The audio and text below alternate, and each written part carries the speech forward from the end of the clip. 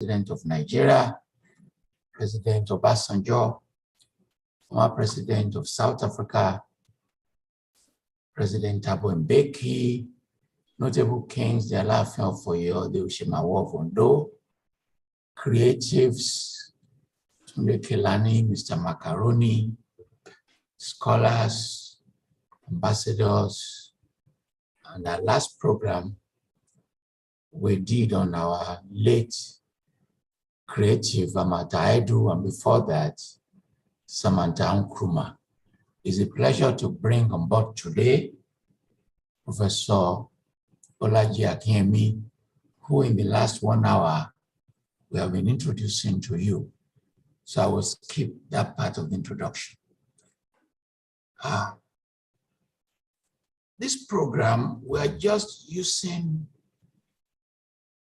a technology that's streamed to live television and radio stations. So as we speak,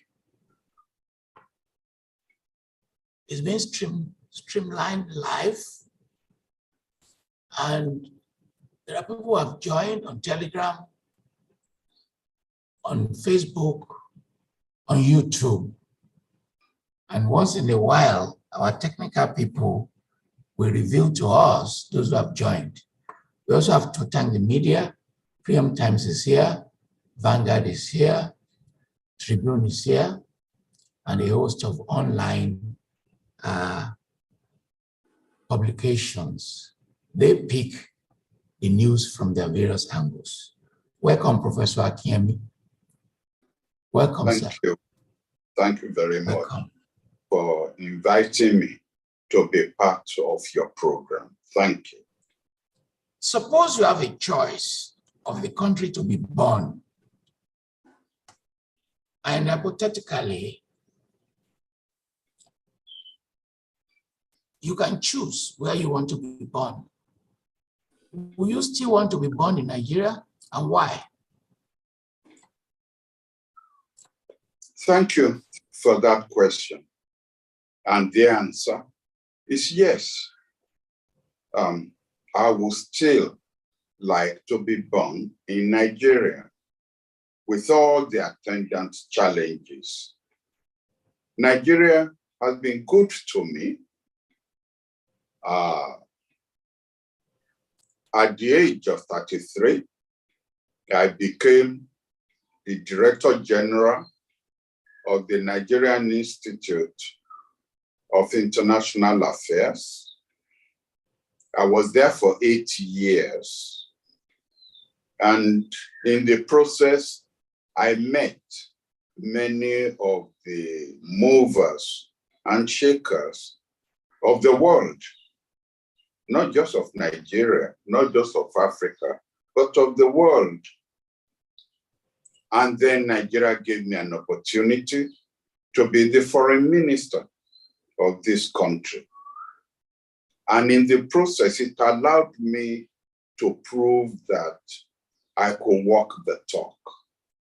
It gave me an opportunity to meet fellow foreign ministers, to meet lots of heads of states, and to seek to actualize some of the dreams and visions that I have for Nigeria.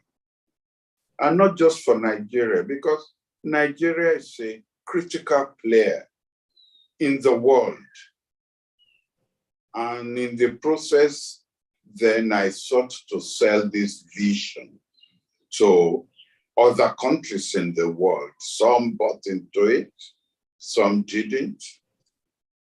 But in the process, I proved that dreams were achievable in this country.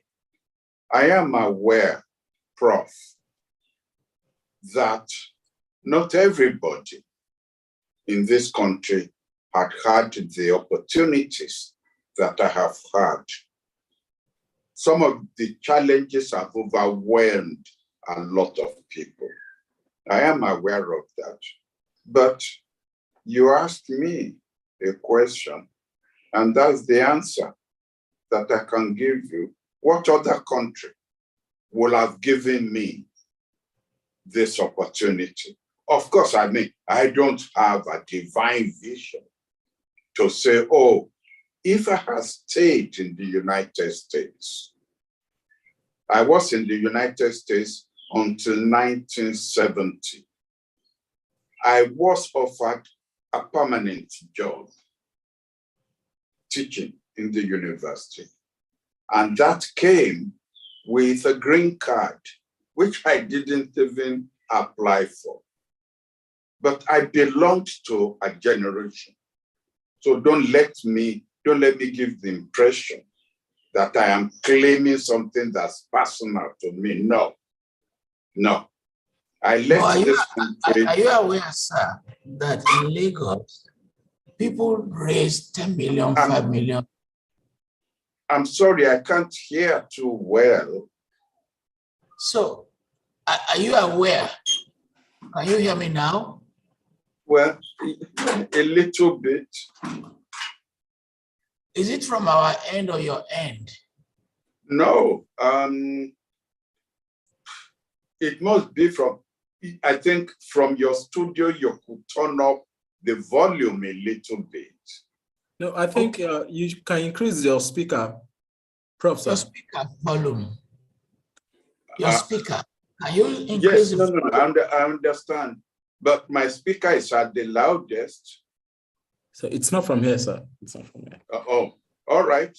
I will seek to, if you see me leaning forward, is to pick up your voice then. Okay.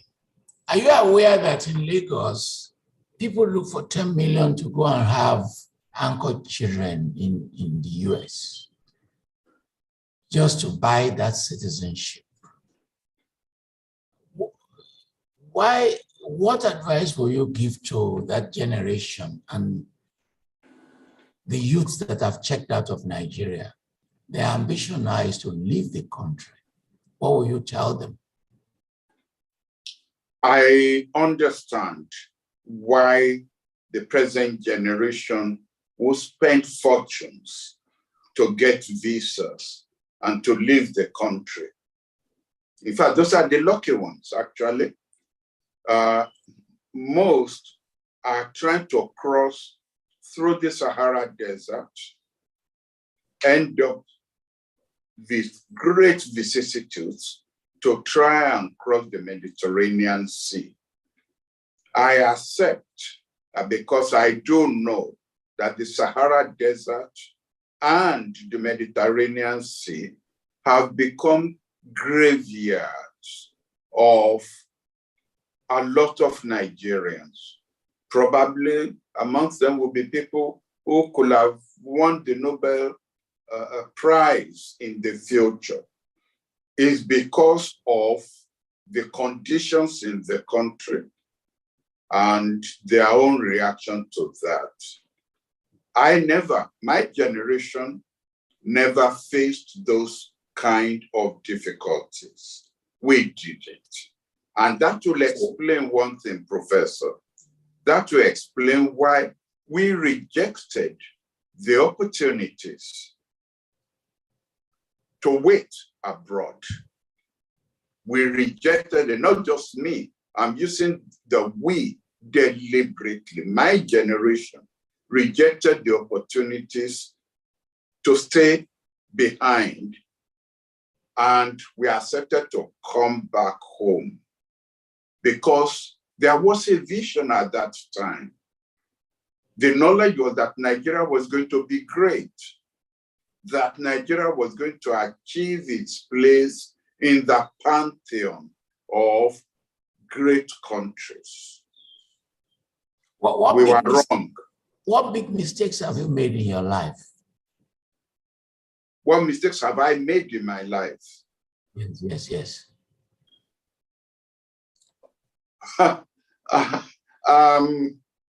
Oh dear, I was not expecting this question. Since I'm human, I must have made mistakes. But honestly, Prof, honestly, and I'm saying this with all due sense of modesty, I cannot think of any mistakes that I have made in my life. I cannot. What about regrets?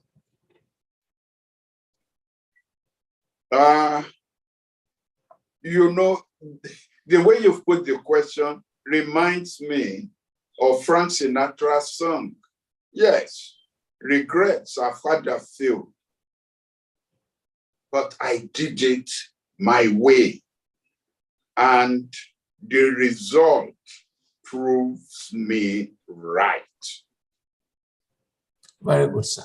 Well, let me now call Professor Jide Osuntokun, who had previously appeared on this program interviewing the Alaafin for you. Is a global figure of enormous stature, which considerable experience, finished his PhD in 1966. Those who are born the year finished his PhD have also acquired their own PhD. And some of them have become professors. And he got his PhD in Dallas in 70. And he had a distinguished career as a professor, as an administrator, as an ambassador. He's a professor emeritus at the University of Redeemers, professor emeritus, University of Lagos, and is a legendary figure in terms of his productivity. I can't claim I've read all his books, but I read Power Broker, his biography of Sir Kashim Ibrahim. I read his book on Chief S.L. Akintola. I read his major book, Nigeria in the First World War.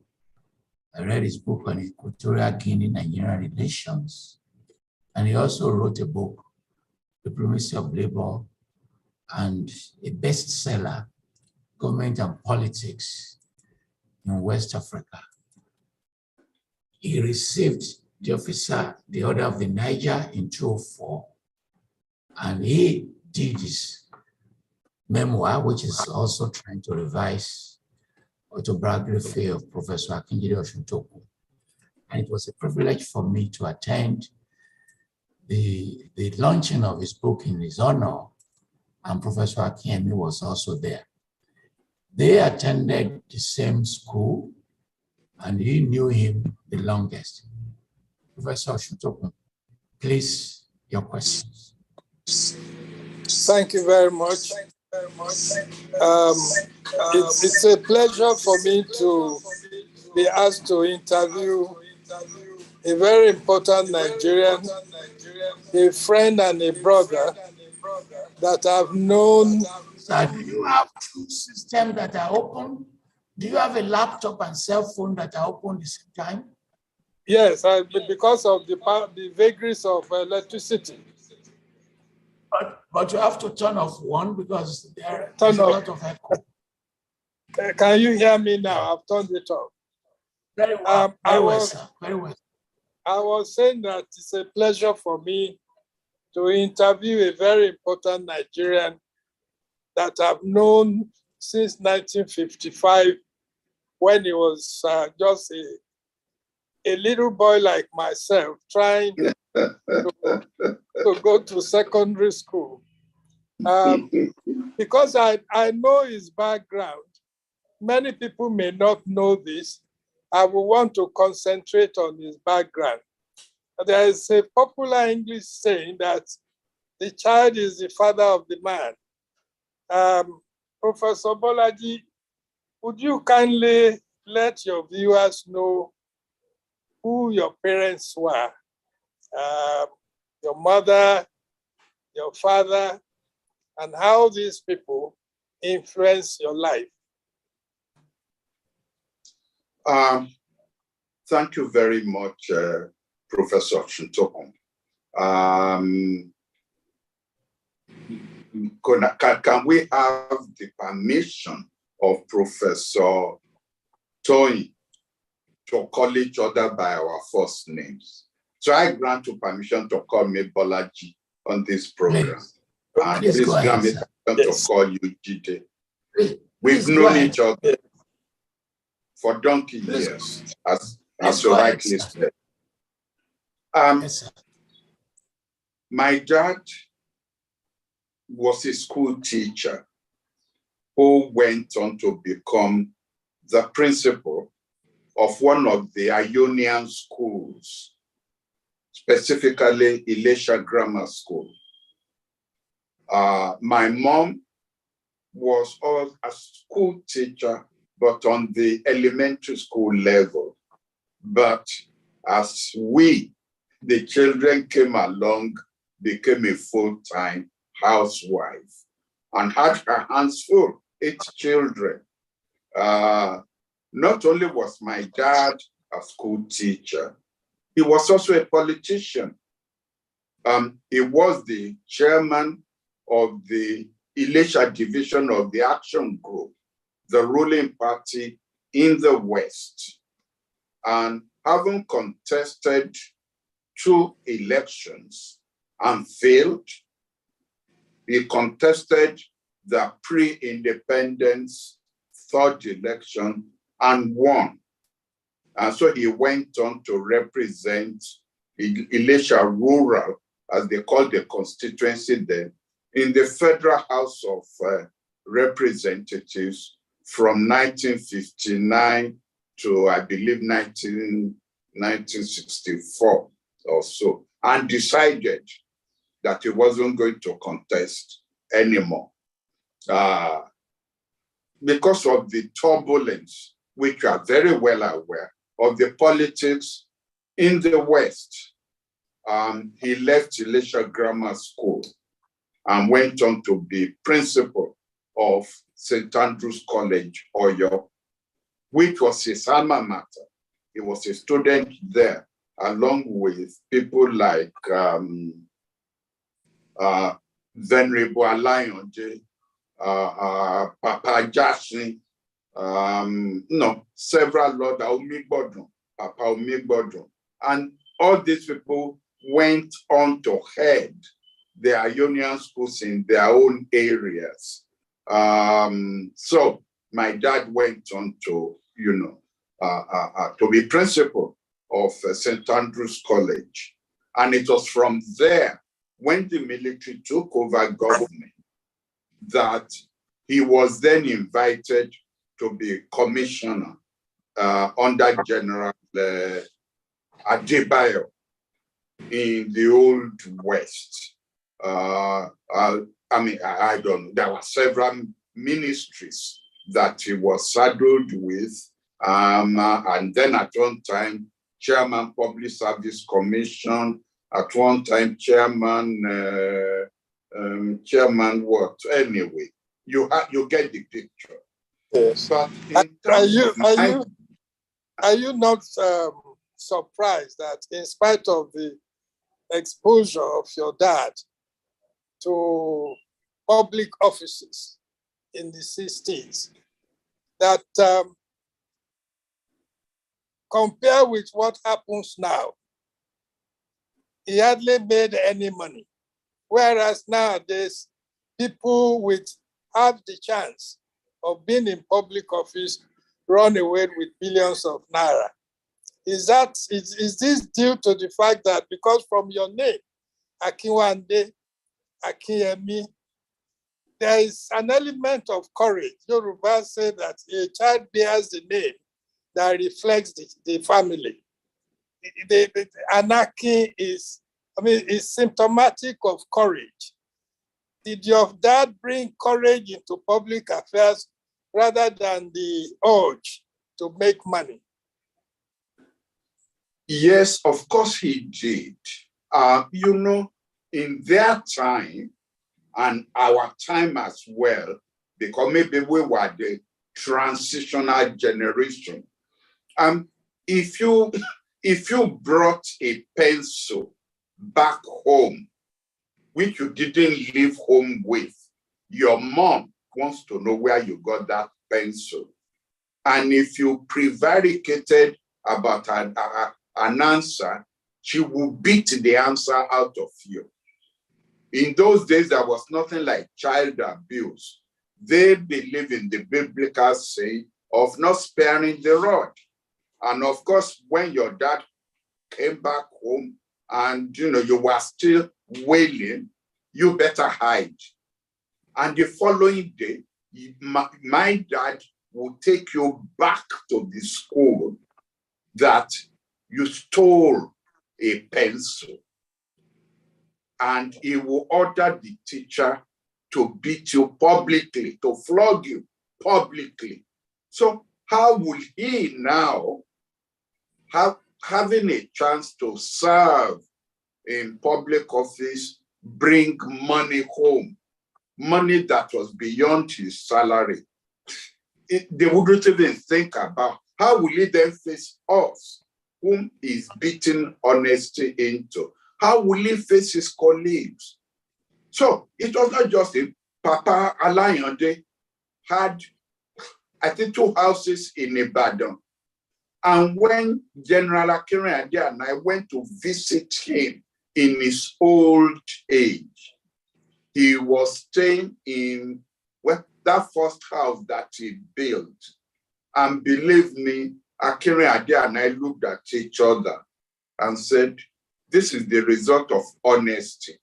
Because giving Venerable Alayande, great reputation, is this where he's living? So my dad also was the same. Well, he was lucky that he died in what you call active service when he was still a commissioner. And then my mother moved into the house that was not even completed in Ibadan. And the house was not in GRA, whether New Bodija or Old Bodija. The house was in one of these new estates near,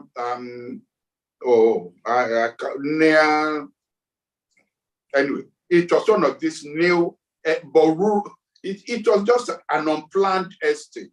That's where my mother moved into and died there. So he was a product of what I would call the honor generation in Nigerian politics. He was. He could have led Chief Awolowo to team up with Chief Akintola. He was offered that opportunity. But my dad said no. He almost lost his life in the process. Now, you grew up in a family of 8. Obviously, you would have had to compete with your brothers. How difficult was it growing up in a family of intense competition for favors from your dad and your mom to do well in school and so on and so forth? How difficult was it? Now that you ask the question, and with instant recall, that competition must have been there. But I was number 2. Yes. I was number 2. But I didn't think I was competing with my elder brother. I wanted to be like him. He's done well. We both went to the same school. He ended up in a Christ school at Ekiti. And that's why I wanted to go to Christ school. That's how we met, Jide, if you recall. And I stayed with you when I came to do the exam to Christ school at Ekiti. Because my brother went there. Was that why you wanted to study medicine? Because you came to Christ school with the idea of doing the basic sciences so as to qualify for medical entrance into university? Right. Because my brother was studying medicine, so I also wanted to study medicine.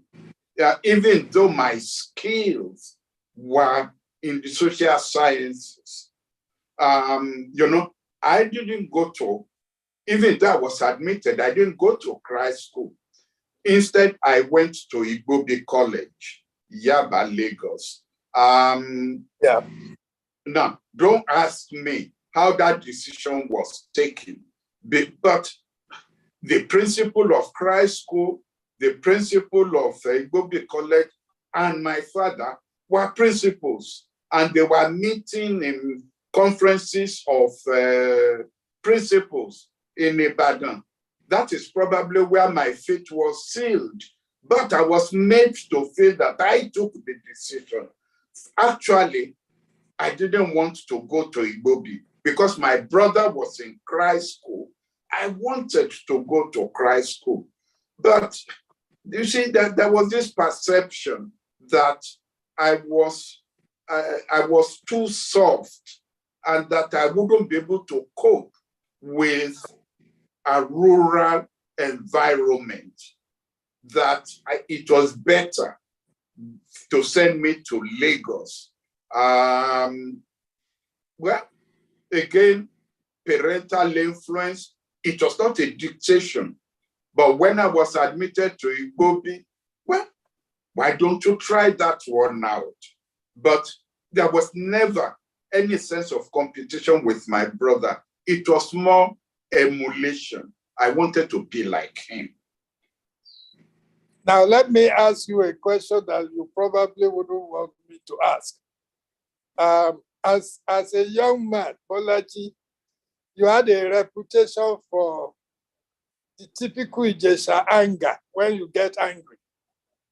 You know, how have you been able to restrain yourself from outbursts, even when you became a director general and a minister? I'm jumping the gun now.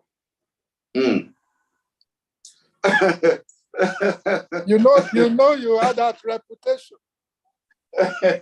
Well, I think going to the United States and then ending up at Oxford probably toned down not the anger, but how the anger gets expressed. Fortunately, I have facility with words, with expressions. And so when I'm angry, I freeze. The words that come out, you know, modulated, but you will feel the anger behind those words. I don't shout, unless, you know, if people have difficulty hearing me, then I will shout, so you will hear. But I won't shout, but my voice will become cold. And I will let you know from the way I will express myself that, you know, the intensity of my feelings. I avoid using crude language because I bought into one of the expressions of my quote political mentor. And who am I referring to? John F. Kennedy, whom I met at the age of, how old was I? At the age of 20. Kennedy said, crudity is not a sign of strength. And oh dear, what's the other sign of it? I've forgotten that, but crudity is not a sign of strength, and something is not a sign of weakness. I bought into that. So I'm never crude with words. I'm refined with the words I use, but you won't make the mistake of thinking that I don't feel strongly about that issue. Well, you're just briefly, because I don't want to dominate the questioning session. As a young man, you married an English girl. Did your parents, or rather, were your parents happy about that? And because I'm sure Papa would have been thinking of, oh, this is somebody that Bolaji should marry in Nigeria so that I can have what do you call it, in-laws. Was he upset when you told him you were dating a white lady and that you are going to get married to her? No, my parents did not try to influence me.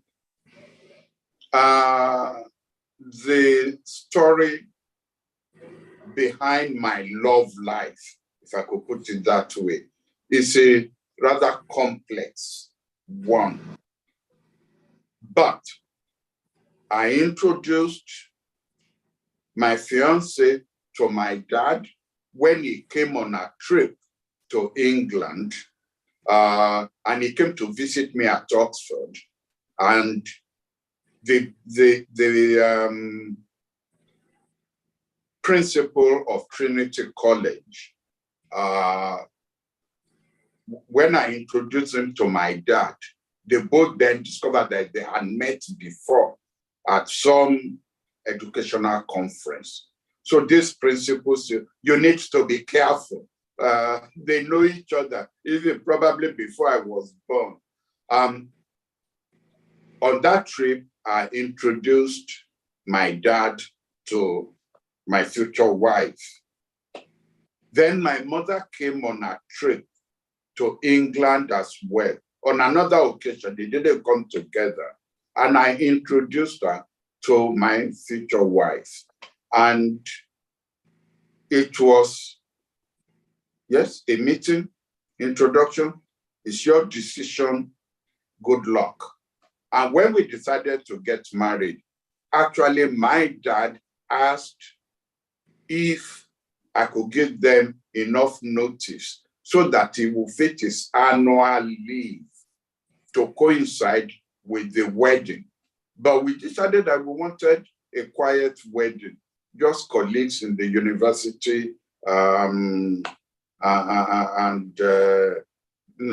get on with, because we were not settled with them. I had graduated with a doctorate degree a year before her. But I waited for her to finish her education at Oxford, and then we got married. So, but there was no pressure from my parents to change my mind, to reconsider the situation, none at all.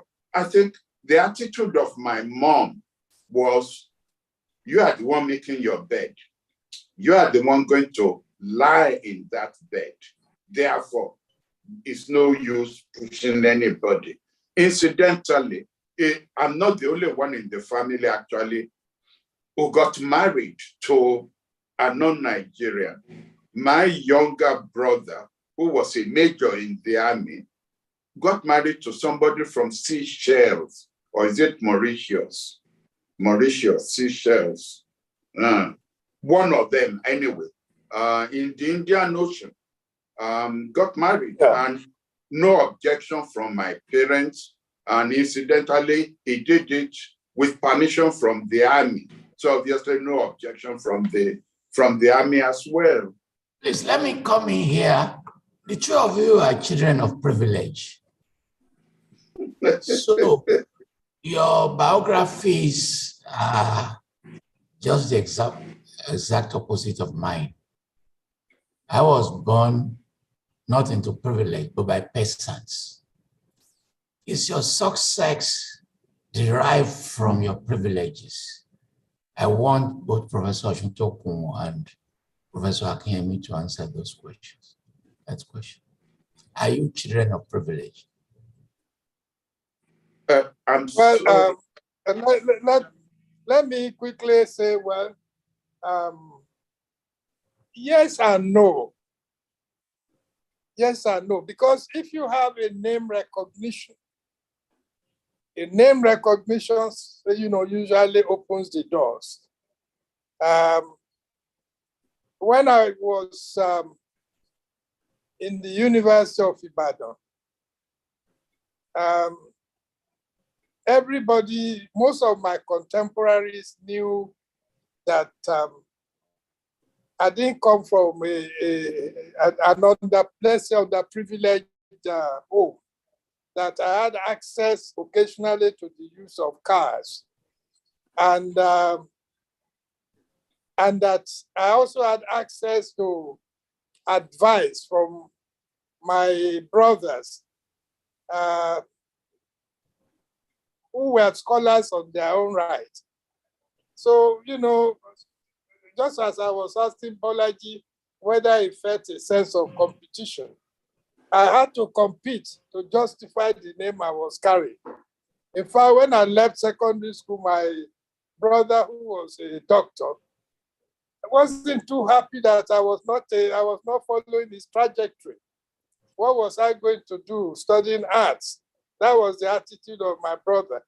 And when I graduated with an upper second in the University of Ibadan, the first thing my brother Kayode asked me was, how many of you had second-class upper degrees?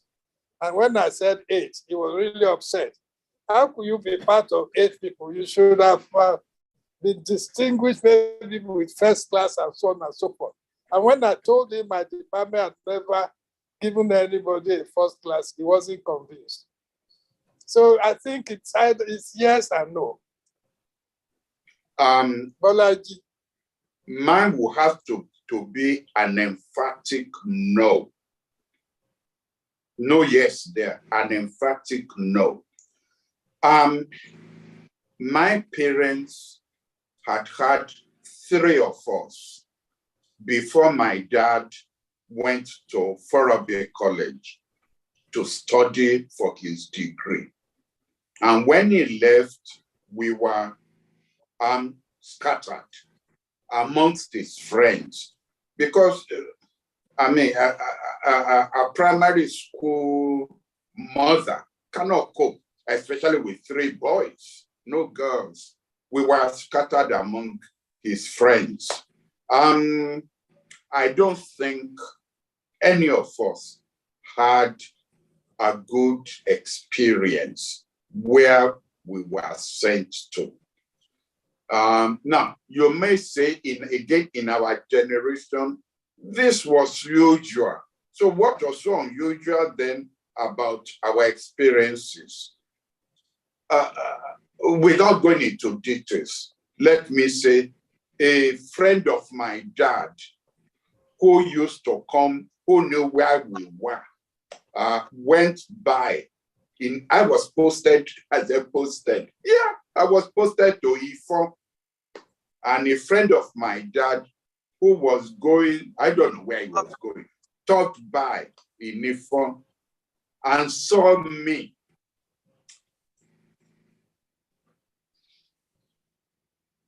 And went back to my mother and said, go and remove that boy from there, or else they'll kill him. So my mother had no choice but to come and pick me and keep me with her. She was a matron in a Catholic school in Oyo, where there were not supposed to be boys. Well, I wasn't really a boy. I was so small. How old was I? I was born in 1942, and we must have been talking about maybe 1949 or 50. No, 1949 or so. So I was 7 years old. But my mother there was no other place to send me. So I had to stay with my mom, who as matron had one room in the dormitory of the girls. And when the nuns were going to come on inspection, I hid under her bed so that they won't see me. So that was my youth. And but when I again think back, the girls loved me and I loved them in return. What love am I talking about? they will give me biscuits. They will give me kuli, and I loved that. If there's a girl in the dormitory who is drinking gari, it's like, Akin, come, you know, because there was sugar in the gari, you know, I loved it. But that was not silver spoon.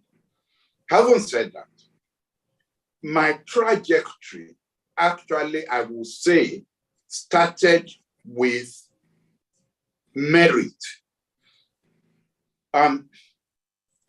My first trip to the United States, after I completed my A-level, my higher school certificate in Christ School, was because I was reading the newspaper, which I did religiously. My father didn't bring any newspaper to my attention, but wherever I was, it was the Daily Times in those days. So that day, I was reading it, and I saw an advert for an essay competition. Nobody brought it to my attention. I found it, and I wrote the essay. Unfortunately, I can't remember the title of the essay. I wrote the essay, posted it. The post office worked in those days, to the Ministry of Education in Lagos. Forgot all about it and went about my business. And then one day a telegram came, and the principal called me, said, there's a telegram for you. I'd never received a telegram in my life. So I didn't even know what the import of receiving a telegram. Anyway, I opened it, and the telegram said, your essay has been adjudged good. So we are inviting the best 5 to come for an interview in Lagos. In Lagos, we will be giving you your transport something. I gave it to the principal to read. Good. He gave me an excerpt, and I went to Lagos, Ministry of Education. We were interviewed, 5 of us, and then a head popped out of the door. Which one of you is Bolaji Akinyemi? I raised my hand. Me, sir. They come back inside. The rest of you go to room so and so, and there's an officer waiting there for you. I then went inside, and I was told, you've been adjudged the best in Nigeria, and your prize is 3 months in the United States, all paid for. Here, the official representing the Ministry of Education will handle your passport, blah, blah, blah, everything. So to me, that was the first breakthrough in my life. But let me correct myself. Maybe the first breakthrough was the brains I got from my parents. That must have been in my DNA. So that's the first breakthrough. The brains, not the status. Yes, my father later on became principal of his school, but he didn't start off as principal of his school. When he even came back from Faraday with a degree, he was riding a bicycle to school. And how much was the salary? So, Professor Toyin, yes. The last question to close the segment of Professor Jide Oshontokun. Every Sunday, Professor Akinyemi, you send me a religious message. And Professor Oshontokun has become very religious. The last time I saw him, there was a Bible in his car that he will read. He was even reading it while waiting to chair a panel. So at what point did you both become religious, and why? And this will be the final section on your life and daily life before we move to your career. What is a conversion process? When does Saul become Paul? Oh. Well, I mean, I'm not a pastor. Jide is the pastor. My elder brother Yes. became the venerable at the Anglican Church. But I suppose God thought my father was canon of the Anglican Church, my elder brother, venerable of the Anglican Church. I think God probably thought those two are enough. So I never followed that trajectory. But Jide, he became a pastor in Redeem, and he's still a pastor in Redeem. But is this a confession? Is this conversion a confession for previous sins? Well, yes, I think so. But let me say, to the glory of God and to the glory of the life of my mother. My mother, when I was very young, wanted me to be a pastor. And the late Archbishop Adetiloye, of blessed memory, Archbishop of Nigeria, also asked me if I wanted to be a reverend gentleman. It was my darling wife who at that time did not want me to be a reverend gentleman, but she said she didn't want to marry a man, who is a church apostle. But it's the same woman who brought me to Redeem and unfortunately left me there. And I have no regret. Yes, Tony, you are right. Maybe what one does in later years is a reflection of wanting to propitiate God for the various sins one had committed as a young man. So that may be true. We are all sinners, and whoever says he's not a sinner, I don't think he knows himself. Thank you very much, Professor Jide Osuntokun. I've enjoyed this session a lot. Some years ago, Professor Akinyemi was trying to write his memoir. He went to his house. We spoke on phone. We exchanged some email messages. Where is the memoir? Where is the memoir? Yes, sir.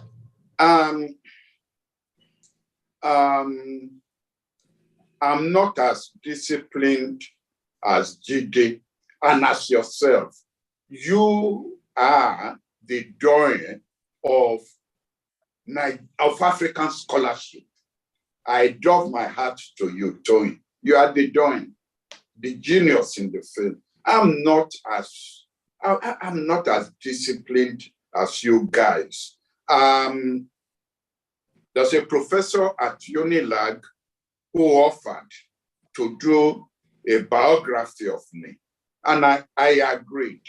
And in fairness to him, he did all the interviews. He did the interview with IBB, with General Abdul Salam. He did the interview with my brother while he was still alive.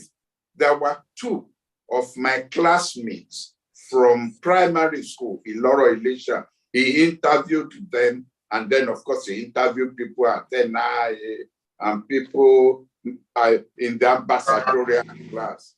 He submitted a draft to me 3 years ago. So I then decided that what I was going to do was to juggle two balls. He's done a biography. I was going to do an autobiography. And my own approach was going to be different, because if you look at my doctorate thesis at Oxford, it was using the press as my primary source, how public opinion molded the foreign policy of Nigeria, and the press was my source. And since then, I've been in love with the press. I really believe that the press made me in Nigeria, in the sense that they gave me a lot of coverage, both good and bad. I don't mind, I don't mind the criticism in the press. I even think that enriches one's life. So what I thought I would do was to use the press coverage on me, and I have 50 volumes, files on those from the time I joined University of Ibadan, where up till present moment, that I will use the coverage of that on what happened to me to explain my my life. That would be my own autobiography. So I started that. Well, both are still in the computer.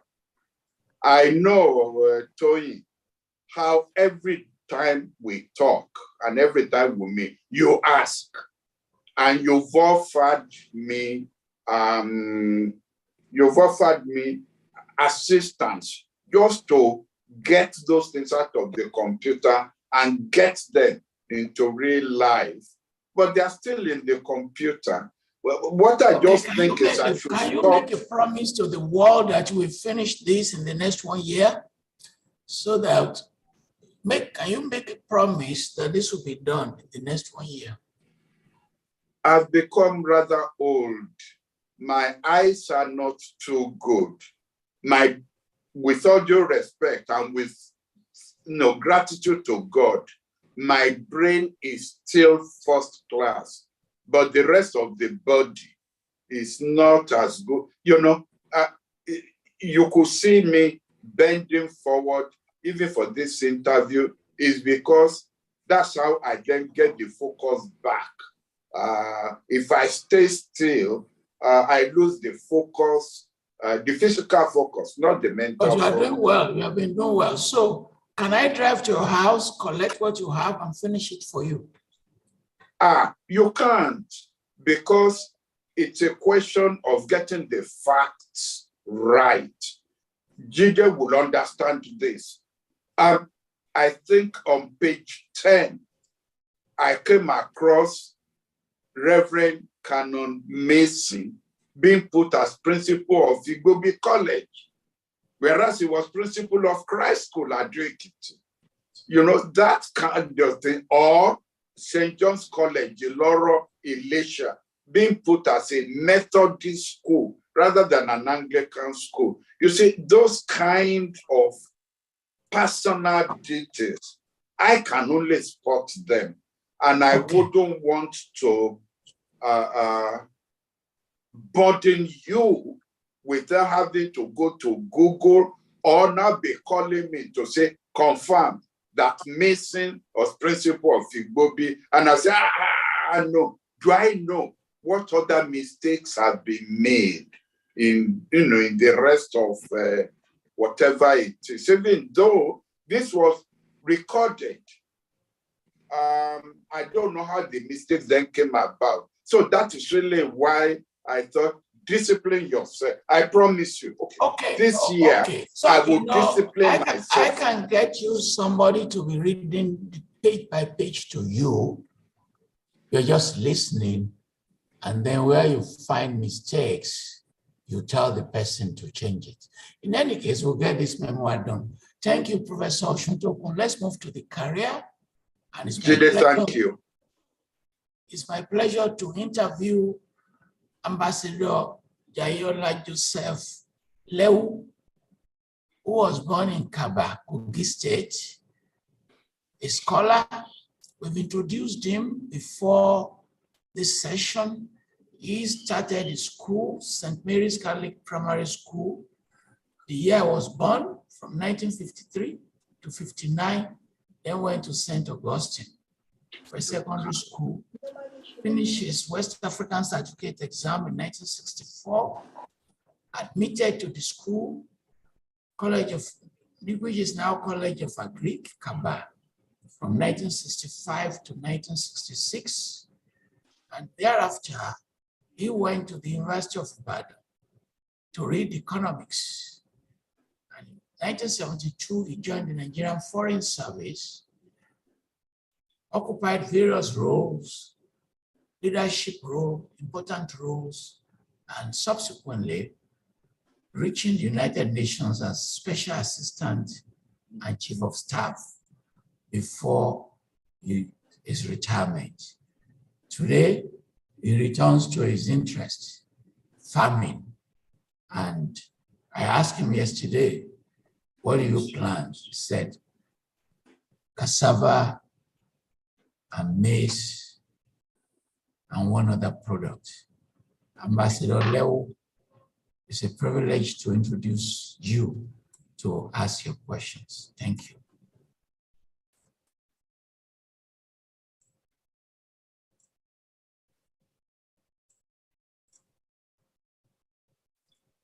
Can you please unmute, sir? We cannot hear you, sir. We can't hear you.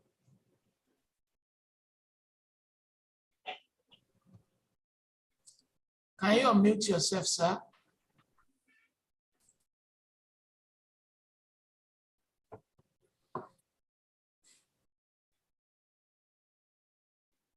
While he's dealing with technical difficulties,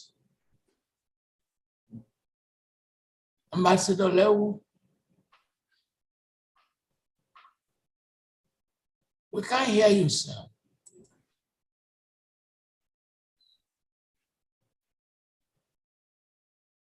He said it's raining heavily in his area. Sir, hello. what? Can you hear me now? Now we can hear you now. Yes, sir. Okay. I said it's a great privilege for me, Professor Falola, to be called upon, and a great honor too to interview my own boss, my former foreign minister of the Federal Republic of Nigeria.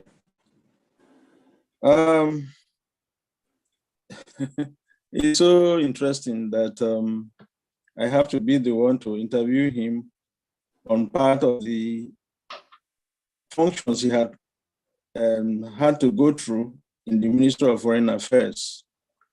And that my questions this time around is going to be based on the Commonwealth. Sir, may I know to what extent do you think that the Commonwealth has been of value to Nigeria and Nigeria to the Commonwealth? Please, could you repeat that question? I said, to what extent could you say the Commonwealth had been a value to Nigeria, and also whether Nigeria has been of great value to the Commonwealth? Thank you. Is this not supposed to be a mutual admiration platform? But let me say, put on record publicly, my great respect for Ambassador Leo, for his intellect, for his reasoning, for his commitment to Nigeria, and I regard him as one of the best that have come out of the Ministry of Foreign Affairs. Thank you for agreeing to be part of this program. The Commonwealth should be regarded as an asset, not a total asset, as an asset, because in multilateral diplomacy, it helps to have, if you like, a club of committed friends that when it comes to lobbying for support for a particular policy or for a particular position, you could turn to them and regard them as being secured in your corner. And also, they also have other friends that they then approach on your behalf. So to that extent, it's a functional instrumentality that helps in multilateral diplomacy. Number two, because of the shared colonial, if you like, history, is frankly, you often operate on the same wavelength. I know that there are concerns about whether the Commonwealth is not a new colonial instrumentality to replace British authoritarianism over its former colonies. No, I don't think so. The way the British themselves handled the post-colonial development, they missed the grand opportunity actually to not only lock us into a closer relationship with them, but actually to allow us to help them develop their own their own connection with in global affairs. Now, what do I mean by that? Let me pick one or two illustrations. As countries became independent,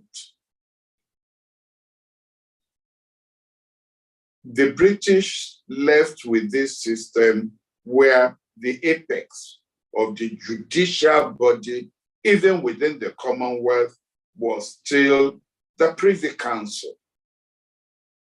But the Privy Council was made up exclusively of British judges at the highest level.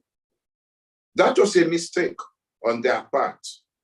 If they had picked chief justices from their independent Anglophone nations to be members of the Privy Council, so that the Privy Council became less British, but more Commonwealth in outlook.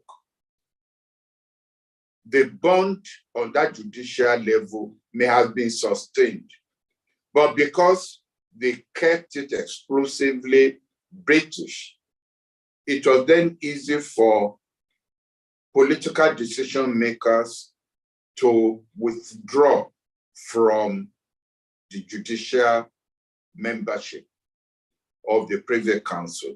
So India, Nigeria, I even believe the West Indies, and they all then made their own Supreme Court, the apex. I think that was the British lost a grand opportunity there. But there then was an evolution of a secretariat for the Commonwealth. And as you very well know, in fact, I don't believe any Briton had ever become Secretary General of the Commonwealth. The first, I believe, was from Canada. Then we've had from Nigeria, we've heard from India, the present lady, Baroness, well, a Baroness is from the West Indies. So that now became the face of the Commonwealth. And there is no evidence that Britain had ever tried to micromanage the affairs of the Commonwealth from the background. And I think that has helped in the evolution of the Commonwealth position on issues that have an impact on global affairs. An example being the Commonwealth position on free elections, on democracy, on human rights.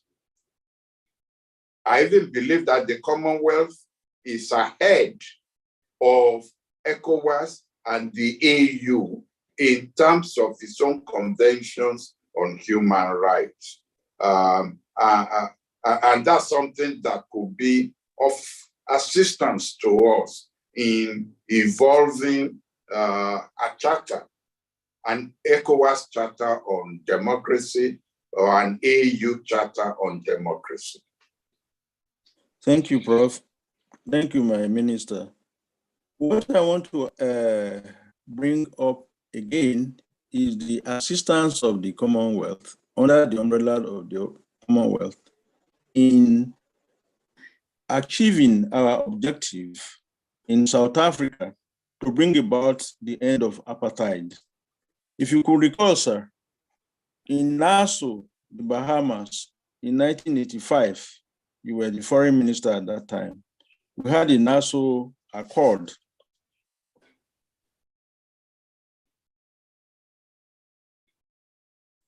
He has internet challenges. Do you still believe in the idea of the black bomb? Do I say what? Believe in the idea of the black bomb. Yes, I do. Yes, I do. Let me give a bit of a background on that. Your colleague, intellectual colleague, it could be a senior colleague, but your colleague, nevertheless, giving your own intellectual outpouring. I'm referring to Professor Alima Zrui. I invited him to the Institute when I was DG, and he came and delivered a series of lectures on Niger Saki, which was a play on Nagasaki, which was the second city that the Americans dropped a bomb on. And there, he challenged Africa, whichever country was capable, to do the nuclear balancing. He pointed out the racism behind the idea that the Western countries, or what we call the global North now, could have an exclusivity possession of nuclear weapons, that they were responsible enough to develop and hold on to this, and then have the veto on all other countries, all other civilizations, all other colors not having the nuclear bomb, because they could not be trusted. They were not responsible enough. This was nuclear racism. And by the time he was delivering his lectures, it was evident that in the global South, India and Pakistan were already surreptitiously, because they didn't sign the Nuclear Non-Proliferation Treaty. They didn't sign that, they were developing. So in a way, there was an Asian bomb in the making. So he challenged the black race. And which country had that kind of capability to develop it? It was Nigeria. And it was like saying, we blacks could also be entrusted with having the nuclear bombs and be responsible for its use or its non-use. So I keyed into that when I was a minister and advocated Nigeria now becoming the possessory, exercising the possessory right, even though I knew there was that block that we had signed the Non-Proliferation Treaty. Thank you, sir. Sorry? Are you back, sir? Yes, I'm back. Can you ask your next question, please? Yeah, the next question actually is also about how the Commonwealth was very helpful to Nigeria in achieving Nigeria's objective in putting an end to apartheid because of the Nassau Accord and also because of the Okanagan Statement and Program of Action which was established by the Commonwealth Summit in Canada, in Vancouver, in 2 years after Nassau in 1987. That was when economic sanction was actually put into place. And not only economic sanction, but financial. It's gone back. So Father Kuka is listening to this conversation. He's joined us from Sokoto. Thanks for joining us.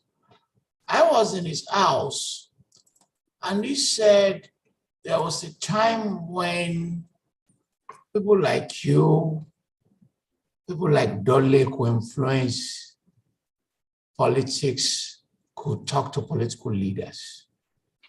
I hope I'm not misrepresenting him. He's here listening to this conversation. And that today, there are no scholars of stature that the government can listen to. Is it a question of stature or a question of a new set of political leaders who do not care about what scholars say? What do you think about this? I think you are right that scholars have lost their status, one, in terms of access to political office holders, in terms of the respect which political office holders accord views from the universities, and from what I've often referred to as the foreign policy elite. Now, I was, I won't call it victim, I was a beneficiary of the environment, in the sense that I served under both a military regime and a civilian regime. I served under Murtala Mohammed, who appointed me to the ministry, to the institute. I served under General Obasanjo, who kept me at the institute. I served under Shagari, who kept me at the institute. And then I served under General Babangida, who appointed me a minister. Now, the reason I'm emphasizing this is that, surprisingly, military people tend to have more respect for scholars than civilians tend to do. Maybe because the military needed a constituency, a civilian constituency that they could rely upon for ideas, for propagation of those ideas, and for support. Civilian leadership felt that they just needed the grassroots and the yes men to run government, to run governance. And so to that extent, they don't need scholars. Even the scholars that they bring into their government is more to panel beat their government. They don't necessarily listen to them. Of course, I'm not going to go into examples so that, you know, the debate then does not leave the message and starts focusing on the messengers. But it is true that we had more scholarly input into policy when the military was in power than we do now. Please, Ambassador Lewo is back. Can we skip your Commonwealth question and you move to another question, sir? Okay, Major. Okay. I wanted to, okay, may I ask the Honorable Minister that if he's asked to become a foreign minister once more, would he be able to accept such a role at this time in our lives? Because it appears that why do you think an 80-year-old man should be a minister? What about the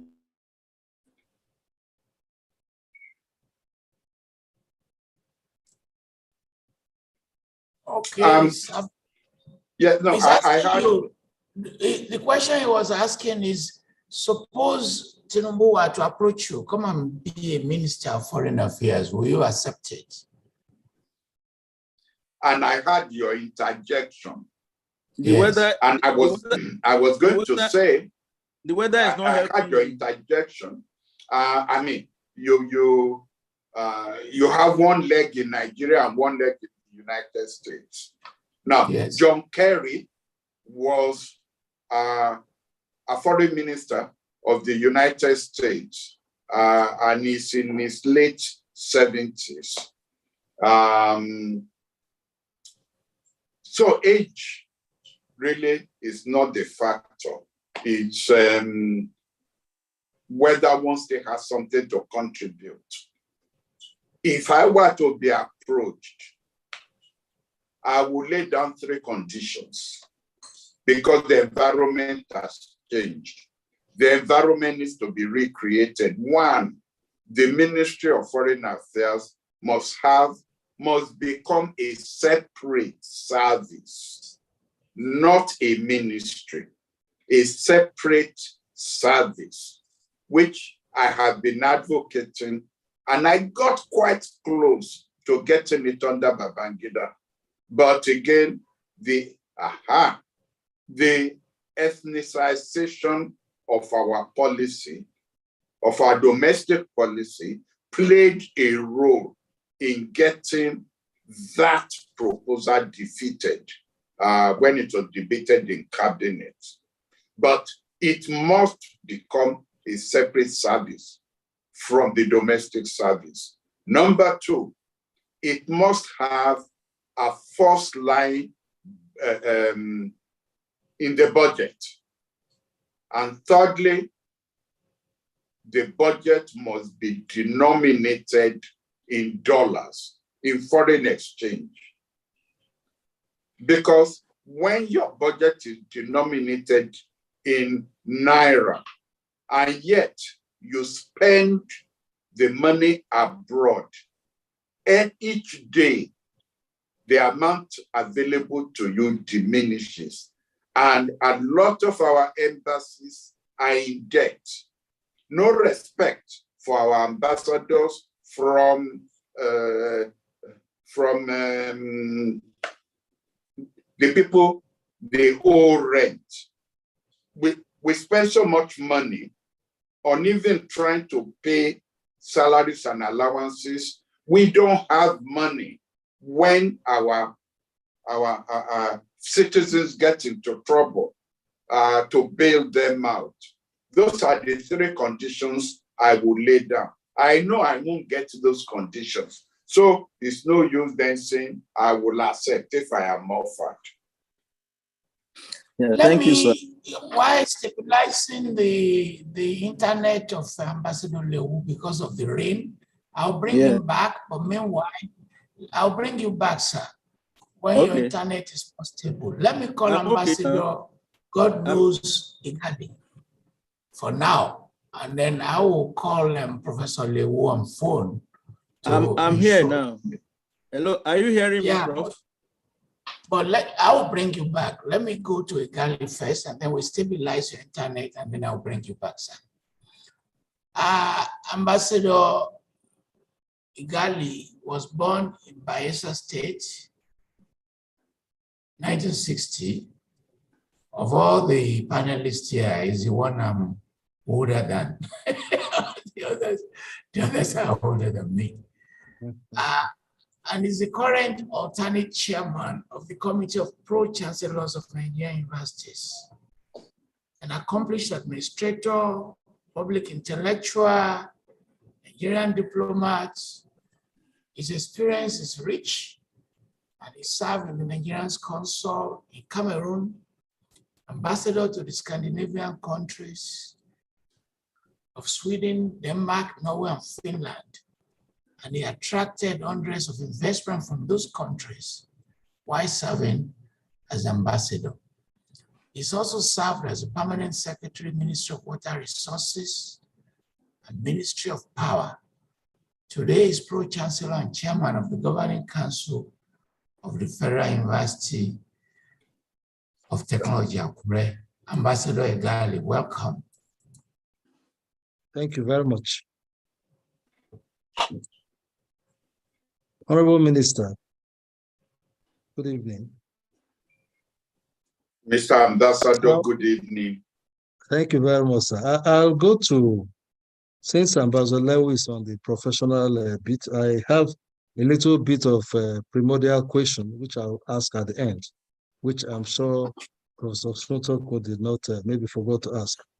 But let me ask you, your period as foreign minister, some of us were mid-career officers, and we thought it is the most activist and engaging period, one of in Nigeria's foreign relations. You came up with many great ideas. First question, do you think that your background, having gone to one of the realist schools in America, the Tufts University, which has also produced many great American diplomats, especially during the period of the Cold War, did that influence your worldview in being activist in terms of looking at foreign policy as something very engaging? Professor Falola asked about the Black Bomb. You had the idea of concert of medium powers. You had the idea of African High Command. You came up with the idea of Tanker Aid Corps. Did that influence you in some ways, your training in that kind of environment? One would have thought that you're going back to Oxford, Trinity College, which is very conservative, would have tempered your activist approach. But how did your American your presence in Fletcher School of Law and Diplomacy affect your engagement as a foreign minister and your attitude to foreign policy?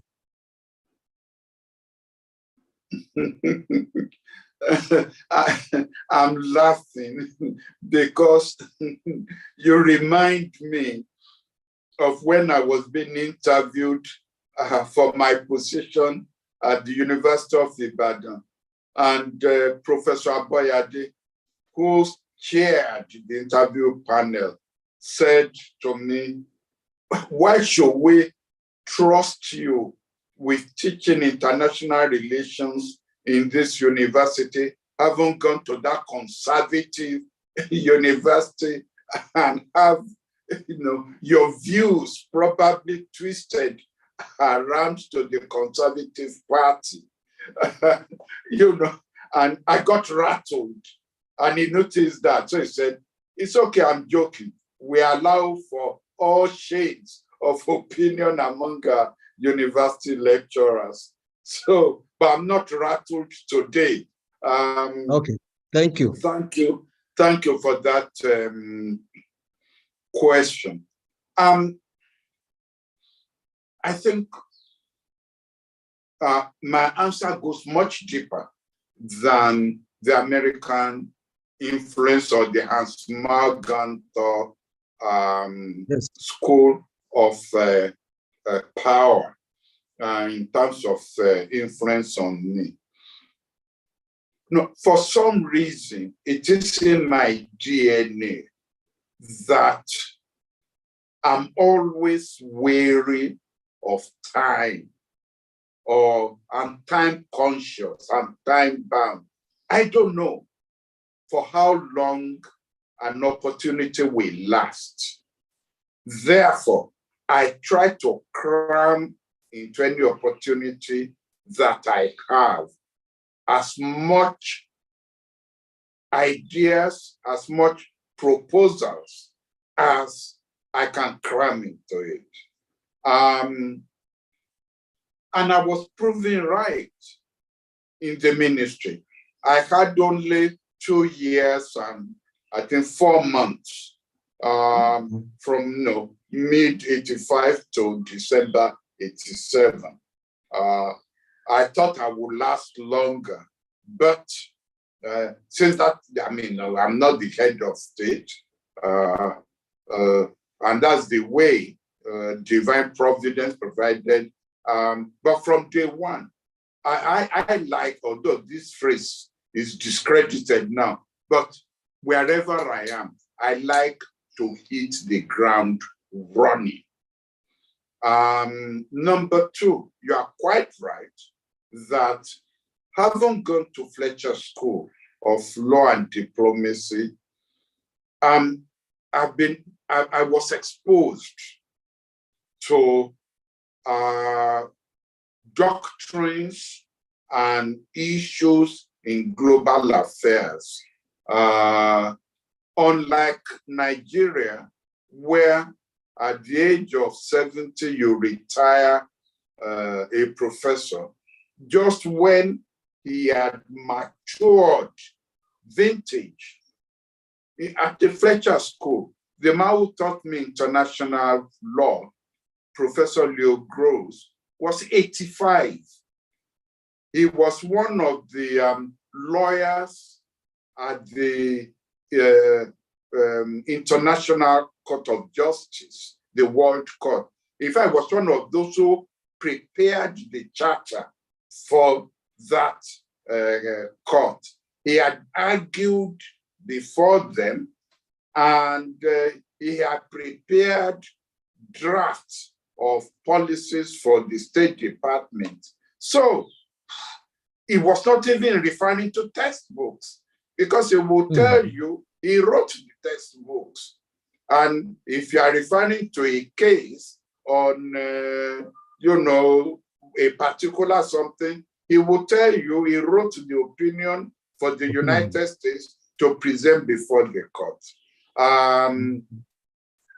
On economic affairs, the professor on economic affairs, excellent, first class. And these are people will tell you, I'm sorry, I won't be here next week because I have to lead a delegation of the State Department to go to the IMF or the World Bank. So in a way, you get the practicality and the theory. So really, even up till today, cases and policies that I embraced at the Fletcher School still come to me vividly. If I were in the United States, I will be regarded as a lawyer in international law, not in domestic law.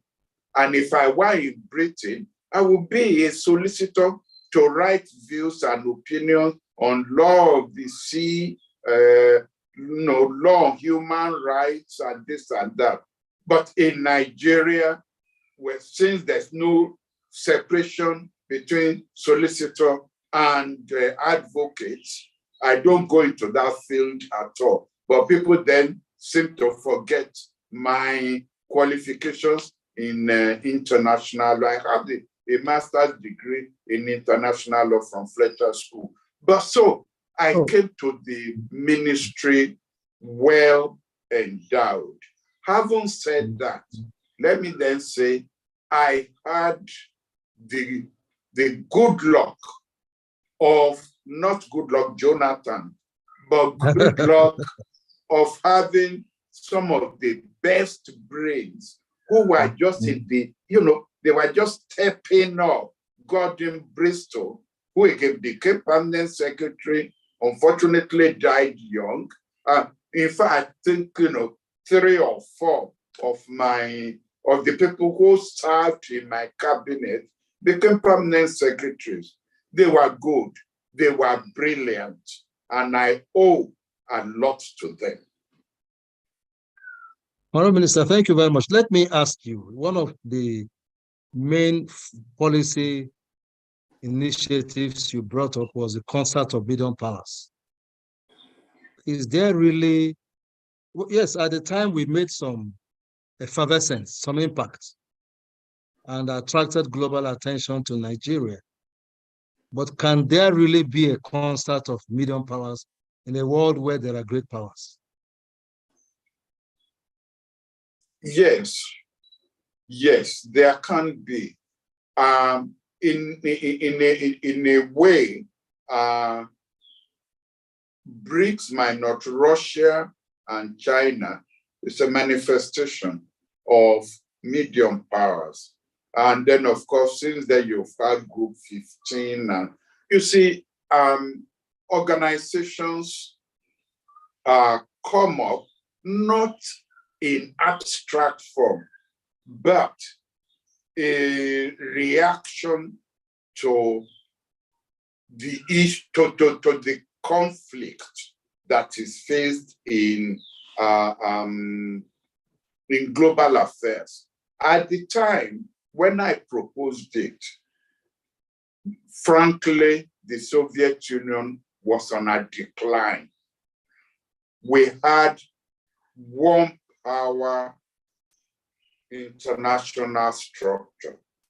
The United States was the giant bestriding the world. And I thought to confront the United States in terms of ideas, not in terms of brawn, but in terms of brains, you need to look at the geographical structure of the world and pick on nations respected for their values and respected for their regional capability. And that's why I proposed it.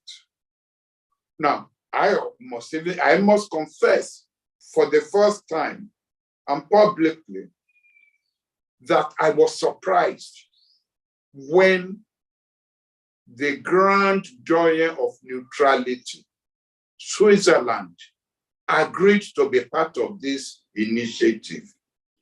Because I was expecting them to say no. Usually we, hands off international conflict. Switzerland agreed to be part of the proposal. And that's one of the things that convinced me that I was on the right track. The interesting thing was that this proposal, this initiative, now that telegrams and cables are either being leaked or being declassified, was opposed by one, the Soviet Union, which thought this was an American-sponsored proposal using Professor Akinyemi. But it was also now, it turns out that the Americans thought it was a Russian proposal using Professor Akinyemi because they didn't know where I was coming from. They couldn't think that a third world player was capable of coming up with such a proposal, which actually, if it had been allowed to mature, could have played a role in mediating conflicts. But as it was, as soon as I was removed, yes. It's like we Nigerians don't like to be initiators. We like to be joiners. As soon as I was removed, the proposal died out. But when Nigeria then came up with a G15 initiative, Nigeria went to join that. So I believe I was right to have at that time done that and given the opportunity. Yes, sir. So you've said at that time. Now, if one were to ask you, if President Tinubu or those making foreign policy were to ask, will you still recommend that Nigeria takes on the gauntlet to be at the arrowhead of such an initiative? Can we still, my internet is unstable. I wonder if you can hear me.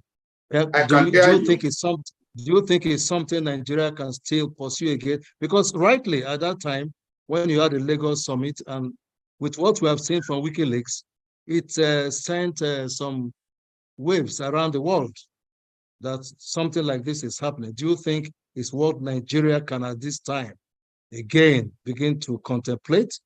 Because some of us are very uncomfortable with the fact that we have to be almost begging on our knees to be a member of BRICS. Can't we go on our own and initiate something like that again? Mr. Ambassador, I wouldn't. I'm glad you mentioned your uneasiness about joining BRICS. I wouldn't advocate that we join BRICS for several reasons, which I don't want it to detain us here. I mean, BRICS is now perceived as an anti-American, anti-global North, and I don't think we want to take on the negative vibes of a proposal which, when it was proposed, BRICS was a good initiative. And if we had joined at that time, maybe we could have moderated the propensity of South Africa to be so openly anti-American that BRICS is now regarded as an anti-American organization. And I wouldn't want us to join. Instead, I would prefer that we borrow the Turkish position, which is turn inwards, develop our industrial military capacity.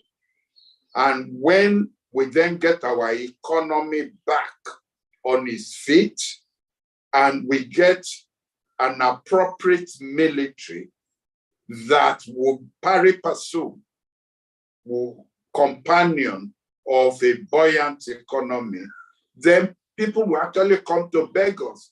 And there is going to be the need for a new organization that is not pro-Russian, not pro-Chinese, and not anti-American. There's already a vacuum that I can see there for a new organization that now is going to be in between BRICS on one hand and NATO on the other hand.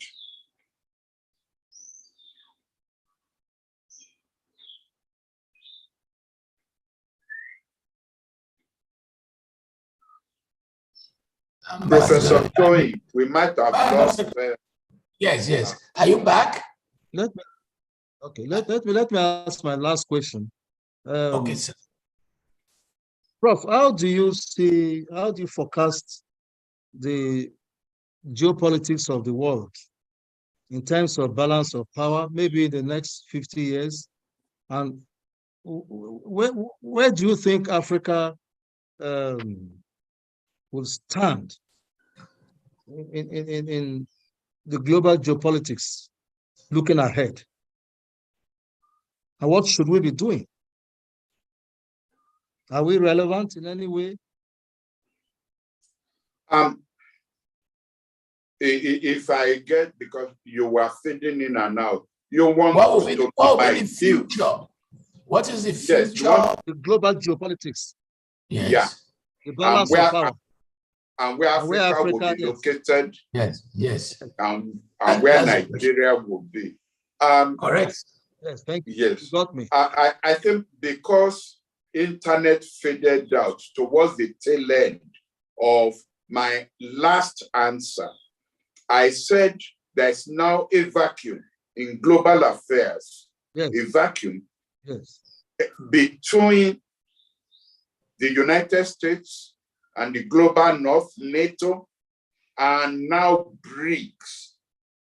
BRICS is perceived as pro-Russian, pro-Chinese, anti-American. So there is now a need, actually, for a new global initiative that will neither be anti-American or pro-Russia. And this is where I locate Nigeria, a reborn Nigeria. Step number one, in fact, you see, we can do it together. I mean, pari passu, because our economy, people scream. I've never known people to be so, and people who demarket their country like Nigeria does. Nigerians do. I've never known it. We demarket our country so much. Look, is our economy really that bad that it is still the largest in Africa? Yes, I know. We depend so much on oil and gas resources rather than industrial production. But it shows we are not a banana republic. All we need to do is to pour those resources into the industrial sector. I mean, if you have the resources to pour into the industrial sector, half of your job is done. And I mean, I'm not asking us to reinvent the wheel, borrow what Turkey has done, borrow what India has done. The level of poverty in India is worse than the level of poverty in Nigeria. You just have to prioritize what you want to do. Nigerians are happy when their reputation is that of the importer of the largest volume of champagne. They are happy about that. You know, when I was a minister, I almost got my neck cut off by those remnants of the British trained journalists we had as ambassadors. Why? I had said we had this factory in Ogun State that produced wine from kola nut. And that therefore at our National Day parties, that's what we should serve rather than French champagne. Ooh, those old ambassadors, they flew into a rage because they were all trained on something Dom Perignon, on classic champagne. But to now say I should ask them to serve champagne made from kola nut, it was demeaning. That was their attitude. I mean, IBB laughed his head off so much when he read some of the cables that came complaining about this bushman who wanted to make our ambassadors look like bush people. Anyway, we have the resources. We just need to redirect these resources into industrial production and the military-industrial complex. Once we do that, we can then go onto the global affairs and again be a magnet for ideas and projection to now create a new buffer between BRICS.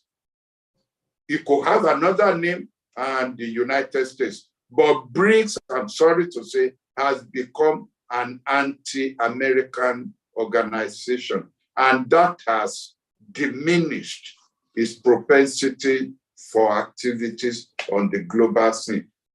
I see Africa, you know, it's so interesting because somebody asked me about 2 years ago, how will Africa get the West off its neck? And I said, well, who knows? Europe may find itself tied down with some crisis that it won't notice what Africa is doing. I wasn't foreseeing the Ukrainian war. Now the Ukrainian war has tied down America and Europe. We could use that as the opportunity to now develop ourselves. It's interesting that the Francophonies are taking that initiative to come to the level where the Anglophonies are. Because we got, in a way, you know more about this than I do, Mr. Ambassador. The Anglophonies had got the British off their necks a long time ago.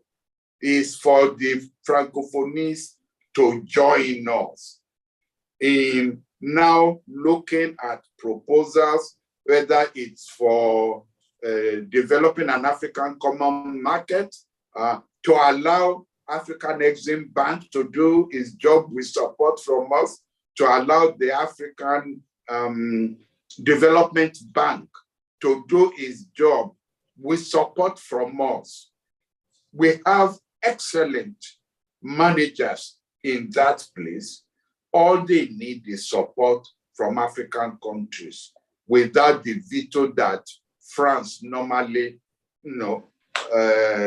exercise over proposals and initiatives coming from Africa. I wasn't expecting the Ukrainian war to go on, and it's not too late for us to have again excellent boys in the ministry that the president will be using to come up with proposals for an activist foreign policy.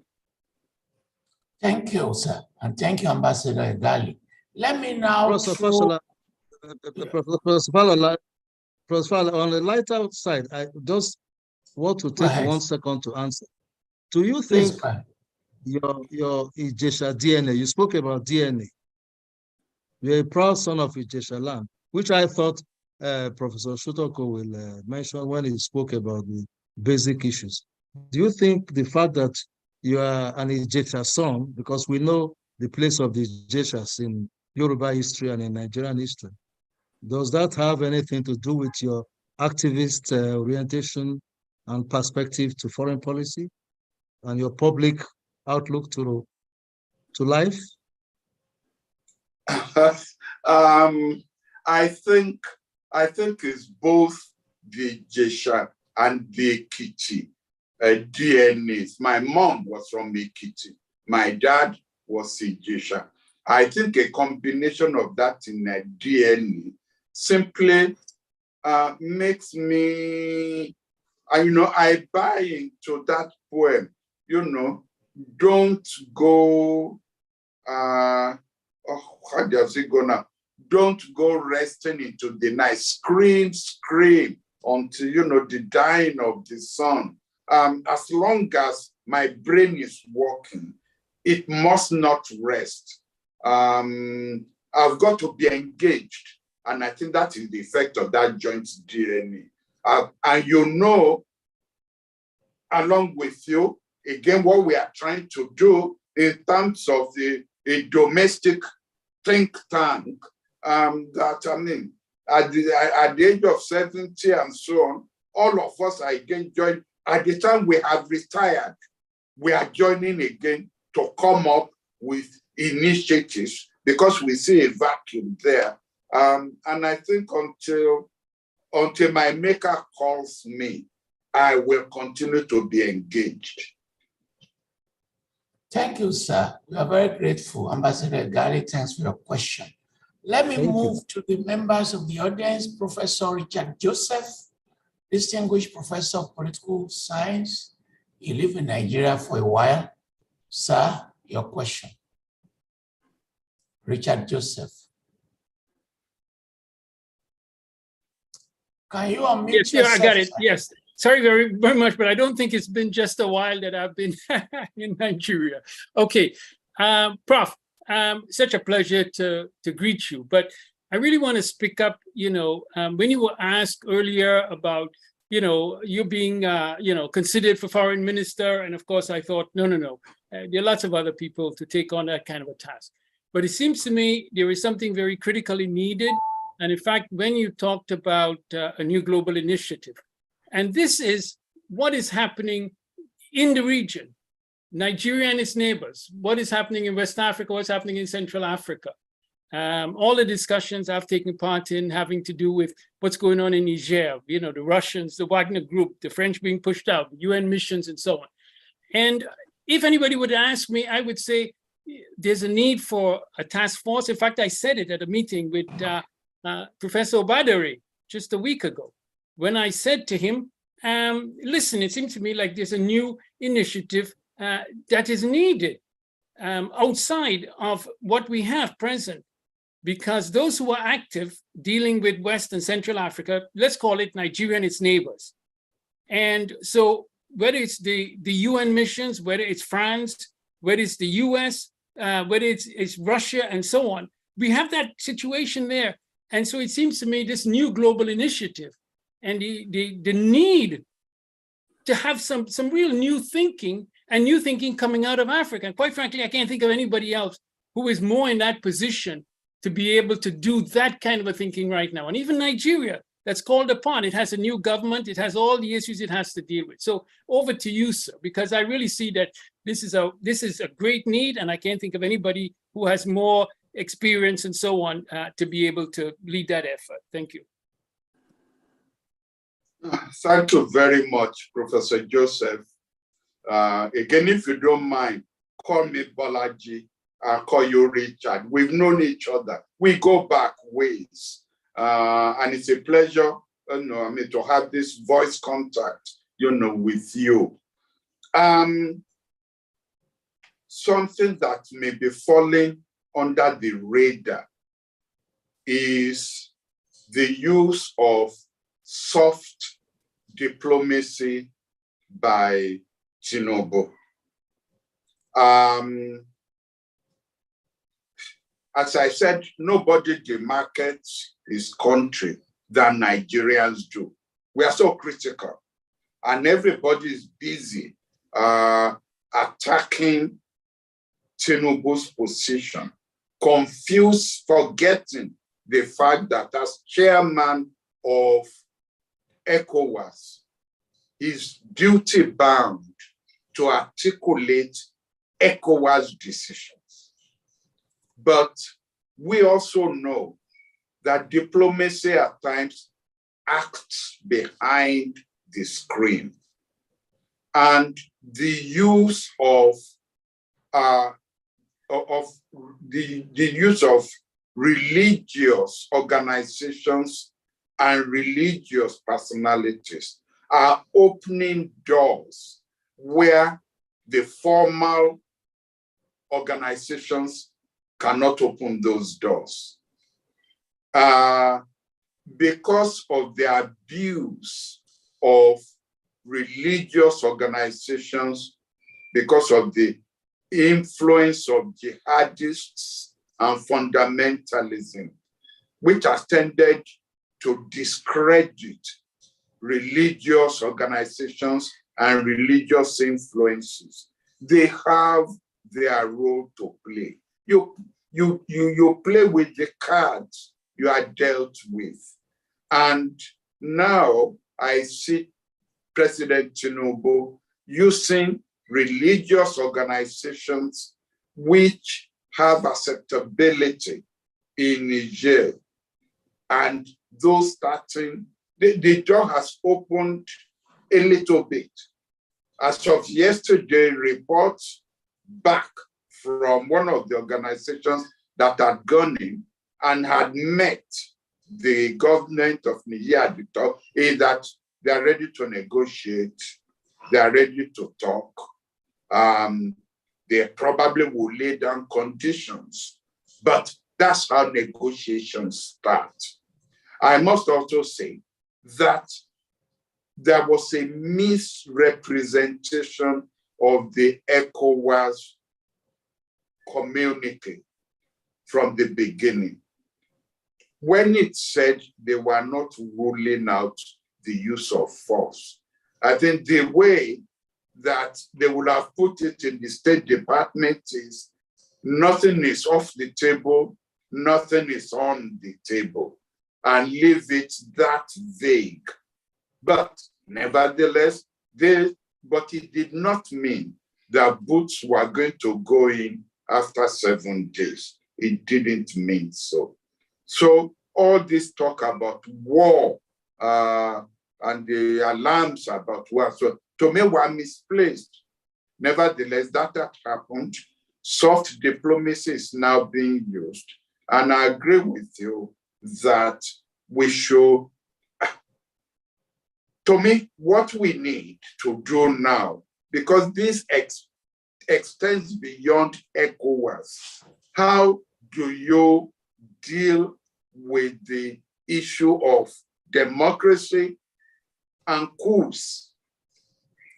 I think there should be, number one, a charter of democracy proposed at the ECOWAS level, embraced by the AU and wherever else. And that is going to say that bad governance and tampering with the Constitution is actually a civilian coup. And if that happens, that will not be acceptable to ECOWAS and to the AU, and that the government will start suspended. So it's not just to have a kangaroo election. That's just what has happened in Central African Republic, where the president there has just amended the Constitution to allow him to run for another 7 years after he's already completed the term allowed by the Constitution. The Supreme Court opposed that. He removed the judges of the Supreme Court and put new ones there. Now, if that is not a civilian coup, I don't know what it is. In Senegal, there was that prevarication. Will the president there amend the Constitution or not? Until massive demonstrations on the street got him to change his mind. So I think there should be a charter of democracy that is accompanied by sanctions that will be imposed. You then don't wait for a coup to happen and then start criticizing the soldiers when the civilians have carried out the coup. That, to me, will be a good initiative. Number two, Africa should not be allowed to be a battleground between, on one hand, the United States and NATO, and on the other hand, and that's the way I describe BRICS new phenomenon. Unfortunately, in its conception, BRICS might have been a good idea, but now it is perceived as an anti-American organization. And there's no way the Americans are going to accept anything that comes out of BRICS. Africa does not need to become part of an anti-American organization. It's a pity South Africa is there, and it's a pity South Africa's participation has even gone beyond what, and South Africa only needs to look at India to learn how to operate, manifest itself within that organization. So BRICS is not the way Africa should go. Thank God we have the AU, and this idea that we've talked about coming out of Africa should take cognizance of the fact that there is a need to position Africa that it does not become a new battleground. Thank you, sir. Bishop Azan Kuka. Thank you, Professor Joseph. Bishop Azan Kuka, questions? Thank you very much. I'm sorry, I prefer, hello, can you hear me? We can hear you very well. Because as you know, I'm next door to Niger, so this is quite close to the skin. Thank you very much, Professor, my very good friend. I am happy that we belong to the club that can call you Bolaji, unlike my younger brother, Falola, who is much younger than I am. So I take this honor very seriously. But just two quick questions, and I start with the last, which is the point you raised about the involvement of religious leaders. When you use religion in plural, as you have done, it complicates issues. And I think we need to be extremely careful because the nature of the situation in Niger is quite complex. It is ethnic, it is religious, it is ideological, it is a range of issues. And we also don't want to get sucked into a conflict that also has multiple religious dimensions, whether Tijaniya, Sunni, and so on and so forth. And I think you can even begin to see the very fact that in 1 week, the Sultan was in Niamey. 2-3 days later, the former Emir of Kano is in Niamey. And then only yesterday or 2 days ago, another group of clerics have gone to Niamey, with everybody coming back with one claim or the other. I think that this needs to be looked at very critically because we're not dealing with one strand of a problem.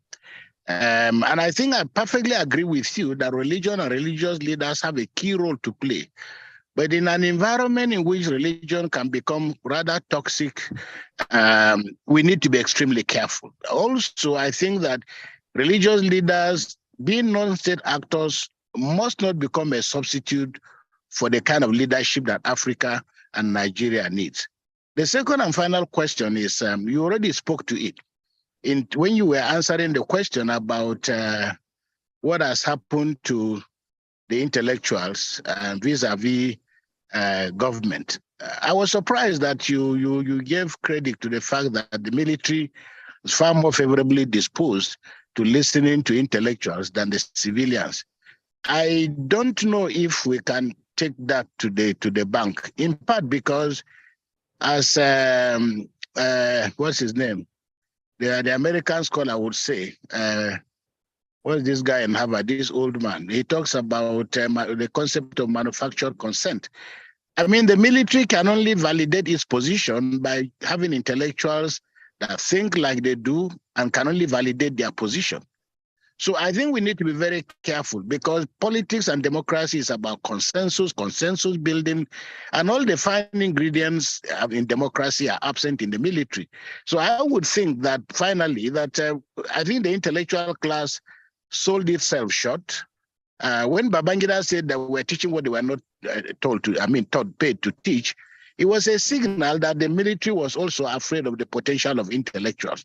And I think the sad thing is that intellectuals and intellectualism receded into a cocoon, and intellectuals then diminished the concept of being an intellectual to the extent that it's become a labor movement, and all we hear about is talk about salaries and no salaries and so on. The result is that I think that it needs to be a concerted effort, to sustain intellectualism as a basic pillar for how our community, our society should grow.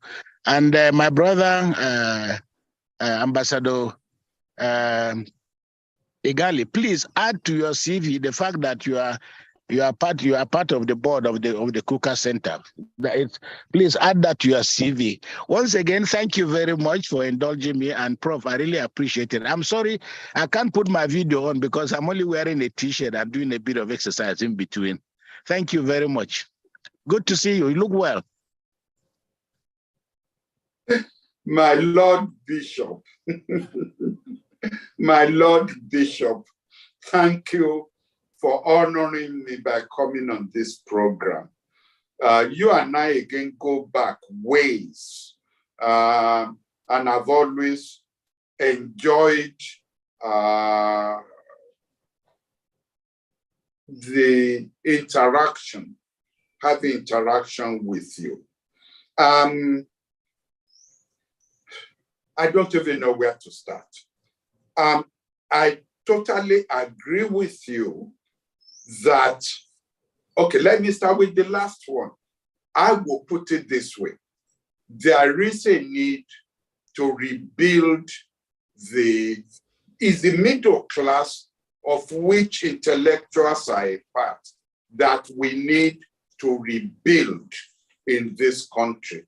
I can fully understand, even though I'm no longer in the university, I can fully understand why even a university professor who cannot change the tire of his car or have the means to pay school fees would then be concerned with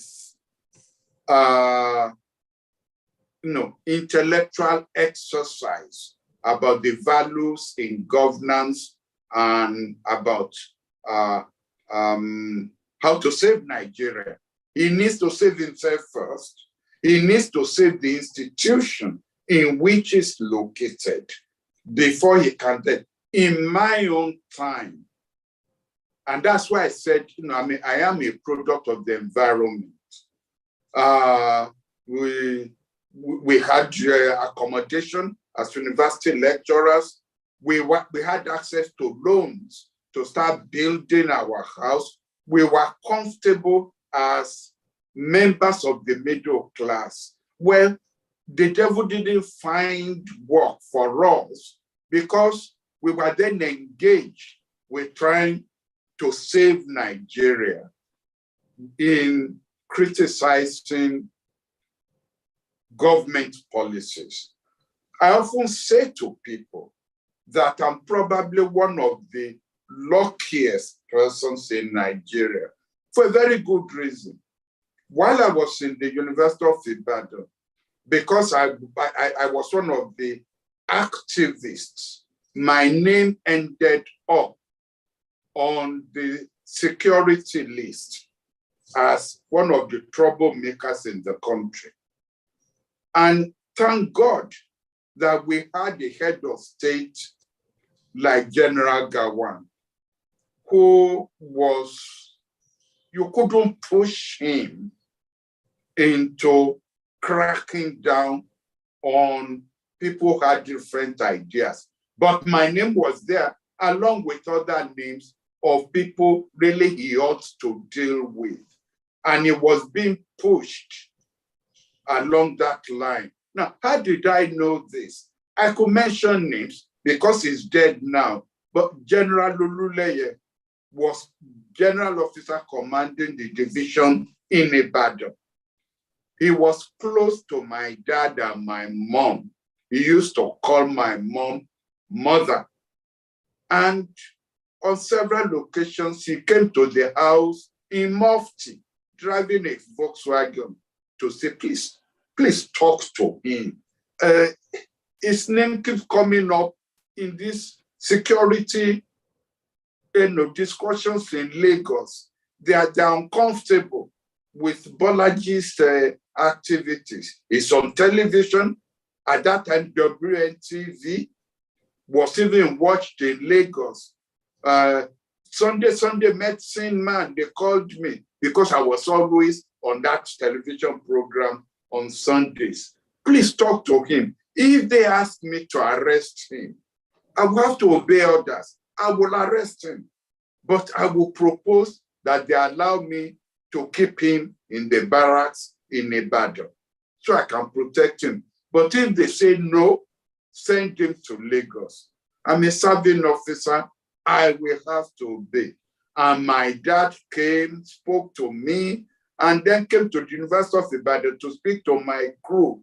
But we remain recalcitrant that was what we were in the university to do, to engineer ideas and other kind of thing.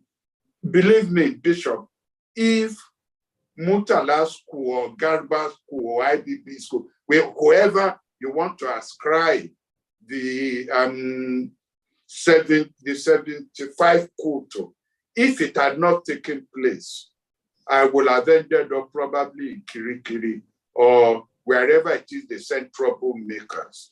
But that coup took place. And the military decided that it needed those same troublemakers to now, to use your language, legitimize their rule. However, what I found with Murtala's Mohammed's government was that they were receptive to ideas. I went to the institute and they didn't try to micromanage me at the institute. In fact, the institute became a a troublesome institution that the ministry did not like. Again, since they're all dead, now I can mention names. Murtala Mohammed used to say to me, the ministry has captured Joe. So you just, come up with ideas about this and about that. In fairness to General Garba, it's not that they captured him. The ministry also was a training institution.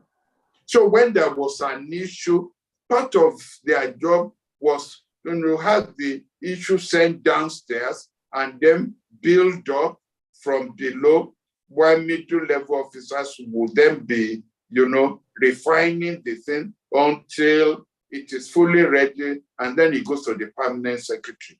Murtala Mohammed didn't have any time for that. He wanted instant decisions made. And so he turned to me at the institute, and I provided that. And of course, he provided protection for me. And that was why I suppose I didn't think the military did too badly with the intellectual class. But I've made the mistake of using myself as an example. It's what my Lord Bishop is saying is wider than that. The interaction of the intellectual class with the Thank you, sir. with the military. The next three comments, I will let you rest, so you don't have to respond to them. Okay. But if you are provoked by any of them, you can write it down. Rennie, please, Rennie, your questions, your comments. I will let the distinguished professor write down the comments, but I will let him rest by not responding immediately. Thank you very much. It's a pleasure to be here. It's definitely a pleasure to see Professor Akinyemi in action. We were all at a distance students of his. I just have a very simple question. He mentioned that we should not be reinventing the wheel, and we should take initiatives to navigate this current stage of what seems to me to be a simple repeat of the ongoing Cold War. And my question is, what happened to the non-alignment movement in the first place? Because that seems to be what he's advocating. Thank you. Thank you. What happened to non-alignment? You can write it down. Blessing Ajishafe. Blessing Ajishafe. Oh, thank you, sir. I hope I'm audible to everyone. Yes, please.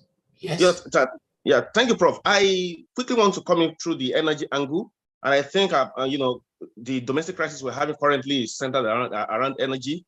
And the whole political imbroglio between Mali, Russia, and Niger and the rest is also somehow partly energy related. My simple question is this, and it's going to be very rudimentary. Attention is on Mali, attention is on Niger. What happens to Mali if Mali sustains an illegitimate government and all attention is on Niger? Isn't that another kind of motivation for Niger to be hell-bent not to, concede, to whatever negotiation ECOWAS has proposed when Mali is still there with its own illegitimate, in quote, because when we define illegitimate government is very relative. As far as the whole energy issue is concerned, Russia having interest and several other countries. So I'm interested in the Mali's angle because I think I have part of this conversation with Ambassador Igali last month in his office in Abuja, and partly we talked about it and the role of Nigeria in all of this. Thank you, sir. Thank you, Blessing. He would respond later on. I want him to rest. Wadiora. Yes. Can you hear me? You are calling from Canada, right? No, I'm a professor at Temple University. That Professor Akinyemi was a student at Temple University many years ago. I'm a professor, tenured professor here at Temple University. I do have one question for you. That is, do you think it is time for us to have a United States of Africa? That means Africa becomes a country like the United States and not a continent that has been divided and plundered by Western countries. Thank you. That's Marcus Garvey. My question, Jonathan Bill, though. Jonathan Bill, though. Please, Professor Toyin Falola, let me answer those three questions. Don't forget, I'm an old man. I can forget questions. Okay. Before I forget them, please, and I will start with the last one, because the last one is easy to deal with. Please, Prof, give my love to Temple University. They laid the foundation intellectually, and I will look forward to revisiting that university. Look, if wishes were horses, yes, the ultimate to our problems will be a United States of Africa. Nkrumah, Secretary Modibo Keita, as far back as 1956, 58, 60, they were proposing this. It never came to be because there were more conservative regimes in Africa who opposed that. But, you know, at times when there's a clash of ideas, they say, if you can't get to the moon, and then you get to the stars. If you can't get to the stars, you get to the top of the trees. OAU would not have been created if you haven't had that radicalism wing of Pan-Africanism confronting the conservative wing, who didn't want anything to do with Pan-Africanism. But they were told by their controllers that the only way you are going to checkmate Nkrumah and co. is to meet them halfway. And that's how we got the OAU. At a time when Europe or Asia did not have a pan-continental organization, Africa did. And we had the OAU. Again, because of the push of what's the name of the leader in Libya who got killed? Gaddafi. Because of the push of Gaddafi, who said, look, OAU was before the Europeans. Then the Europeans now had the EU. We must have the AU. Again, it was opposed. But thank God that because the intervention, forceful personality of Chief Olusegun Obasanjo and co., we ended up with the African Union. Now, because this comes to the question that both Professor Richard Joseph and Ambassador Gali raised. Where is Africa now going to situate itself?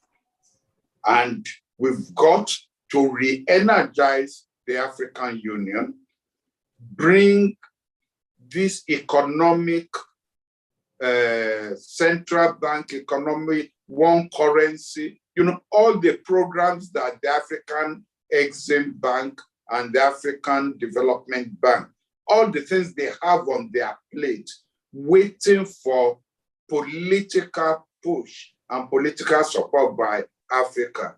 We need to push them. So we won't get the United States of Africa, at least not in my lifetime. No, you won't. But the journey of 1,000 miles, if I can go back to the old cliche, start with the first step away from home. We will get there eventually, and Africa should take the advantage of Europe and America and NATO being diverted into Ukraine to push its own progress agenda. That is, as far as that question is concerned. There is an issue raised by my Lord Bishop Coker, which I think I ought to address. He warned me, and quite rightly, to be careful about riding the back of the tiger of religious institutions or religious organizations, because the only way you are going to get off the back of a tiger is to end up inside. And that's the last thing we want to happen in in trying to resolve the issue in Niger. And I buy into that. You are right, it's more than religion, but I drew the attention that soft diplomacy, one factor that they are using now, and that is proving helpful, is that all the eggs should not be put in that religious basket. Thank you for drawing, my attention to that. I think there was again a question on what do we do in Mali. I'm glad you raised that question, but in answering it briefly, I would say the Niger came up because Mali got away with what it was doing.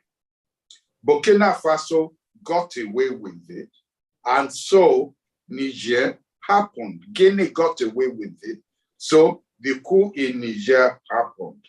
Now, position yourself as a sitting head of state.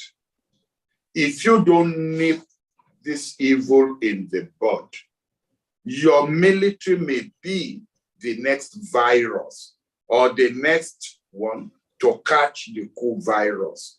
So you've got to show that you have to stop this.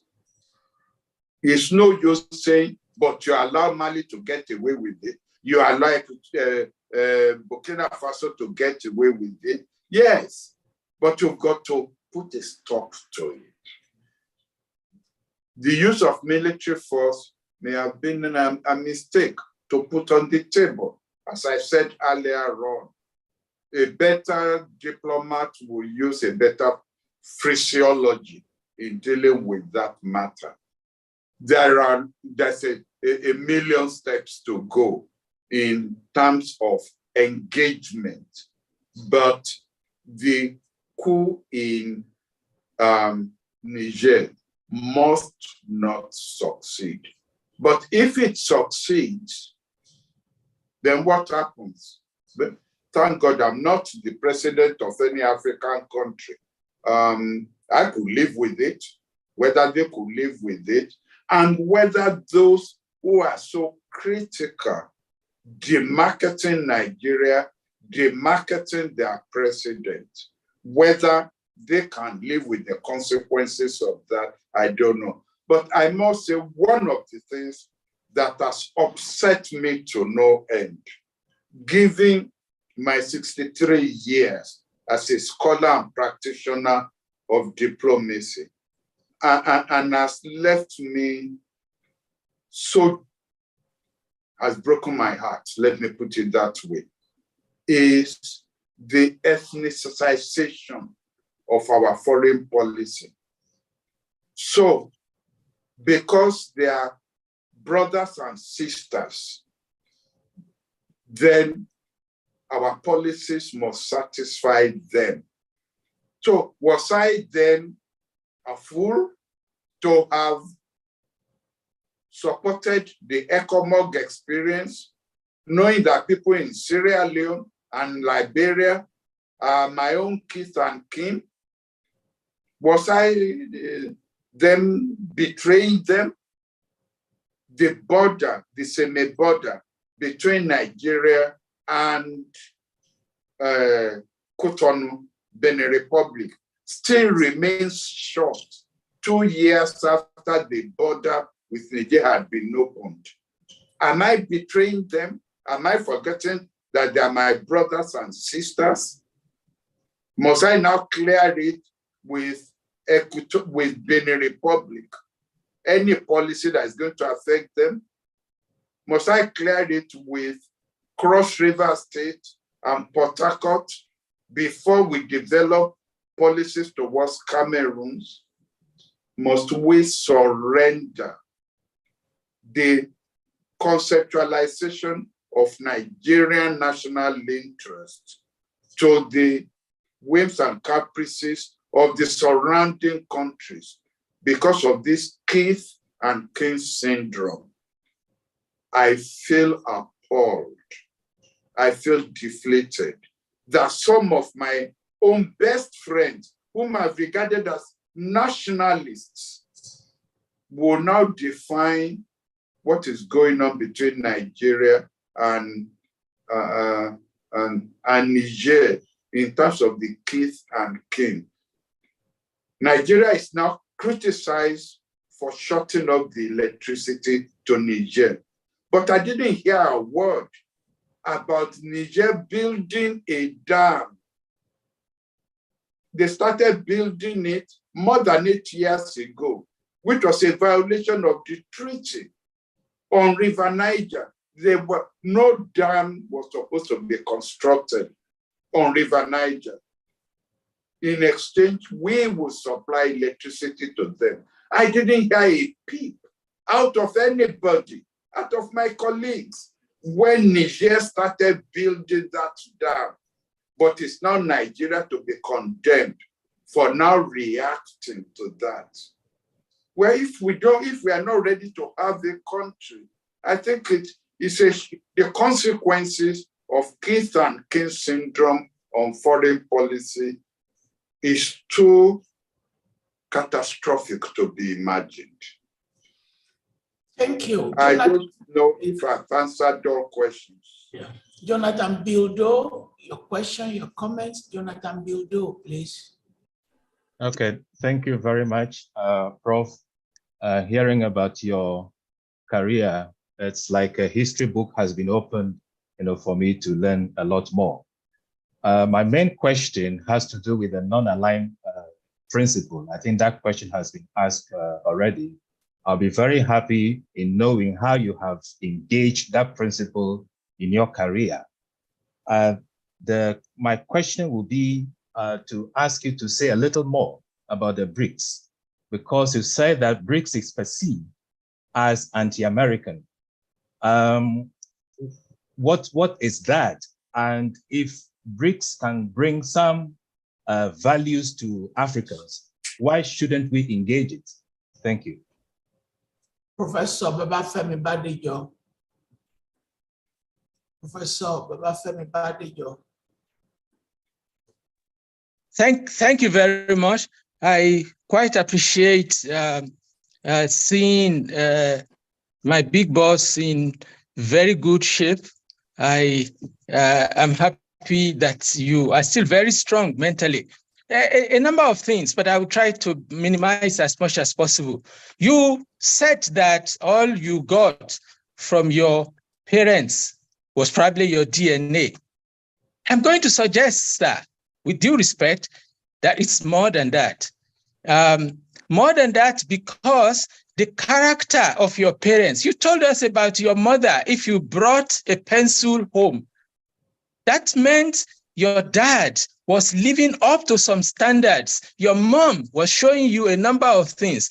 Character, omoluabi, is much more important, and they contributed all that to you before the 7 years you were talking about when you were at some other place. And so I would say that it is more your DNA, and we must also look at the position of teachers in the Yoruba society of those days. Everybody respected the teachers. The principal was so far away, but the teacher, you all are at home. So your parents definitely were not like my own, who did not have the opportunity of being able to be a teacher. I don't begrudge you about it, but I'm just saying, don't put everything into probably just your DNA. But I appreciate the knowledge we all read about your father and the contributions he made, and I appreciate that you have been a worthy son of your father. Now, going to some of the substance, I'm glad you and Bishop Kuka brought up this issue of what has become of the academics. Now, the values have changed.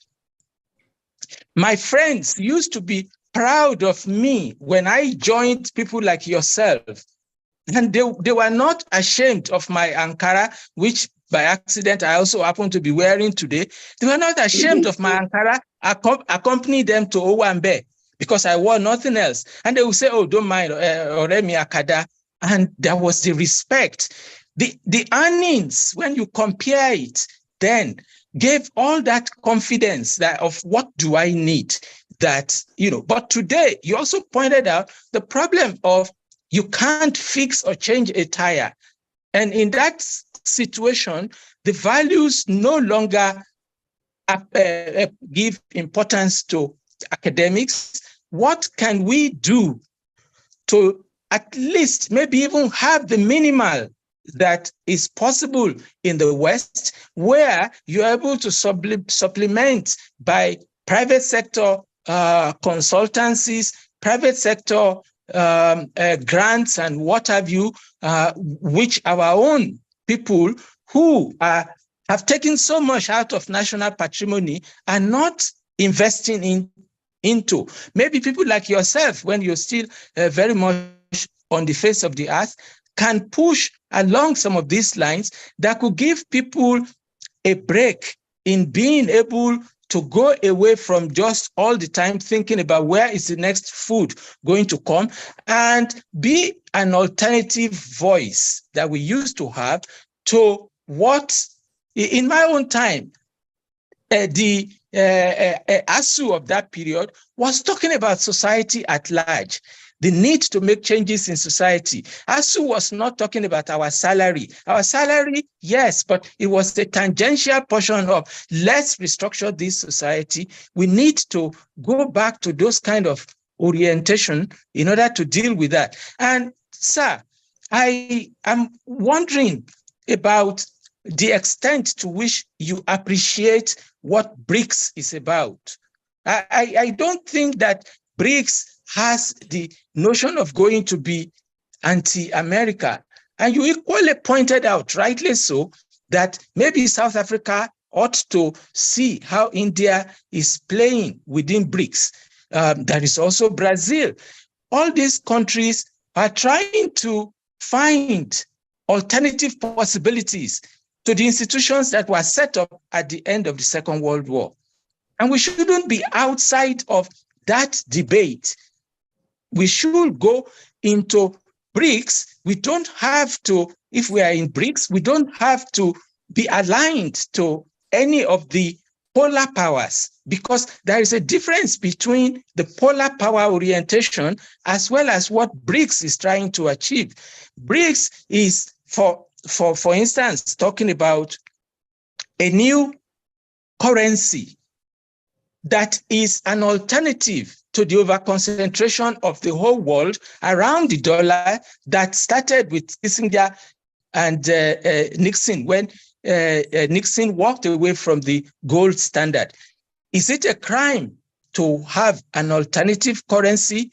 Is it a crime to have an alternative infrastructure development bank that BRICS is trying to? So BRICS is less of a power play at the level of raw power, the military power, but more of economic power and what to do in restructuring the world. Of course, America that benefits tremendously from the current world order that it set up in 1945 cannot be extraordinarily happy about that, but all this can be negotiated into the realities that we are all now facing. So I will ask you about whether it is a crime to be thinking about an alternative currency. It doesn't have to be a BRICS currency. There are those who are talking about Afreximbank coming up with a payment system for Africa. There are those who are even saying, why is it that And at your time, you can take Naira and buy all along West Africa. But it's no longer that the case that everybody is searching for the dollar, and the searching for the dollar in our situation has become criminal because people steal money directly from government. They go to convert it into dollar. It is easier to keep in their house and hide than to keep billions of Naira. And it doesn't come back into the market. People are not able to get dollars that are coming in from petroleum oil. So if there are alternatives, maybe the pressure will be a bit less. So on Niger, I don't want to take too much of your time, but I think we do disagree on Niger a little bit because the problem in Niger is not just a decision that you are going to reverse coups. And I'm glad you mentioned the fact that they should certify civilian coups clearly. And they are talking about it, but they are not doing anything about it. The man that is pontificating about we must not allow Niger to take place, he changed the Cote d'Ivoire constitution.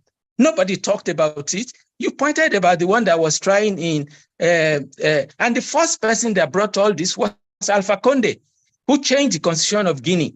And Guinea then went military, and Doumbouya has made it impossible since then to go back to constitutional order as we see it. So we should look at the totality of all this. And talking about, you said that some people who have built up, there is no doubt that the communique that was issued an ultimatum.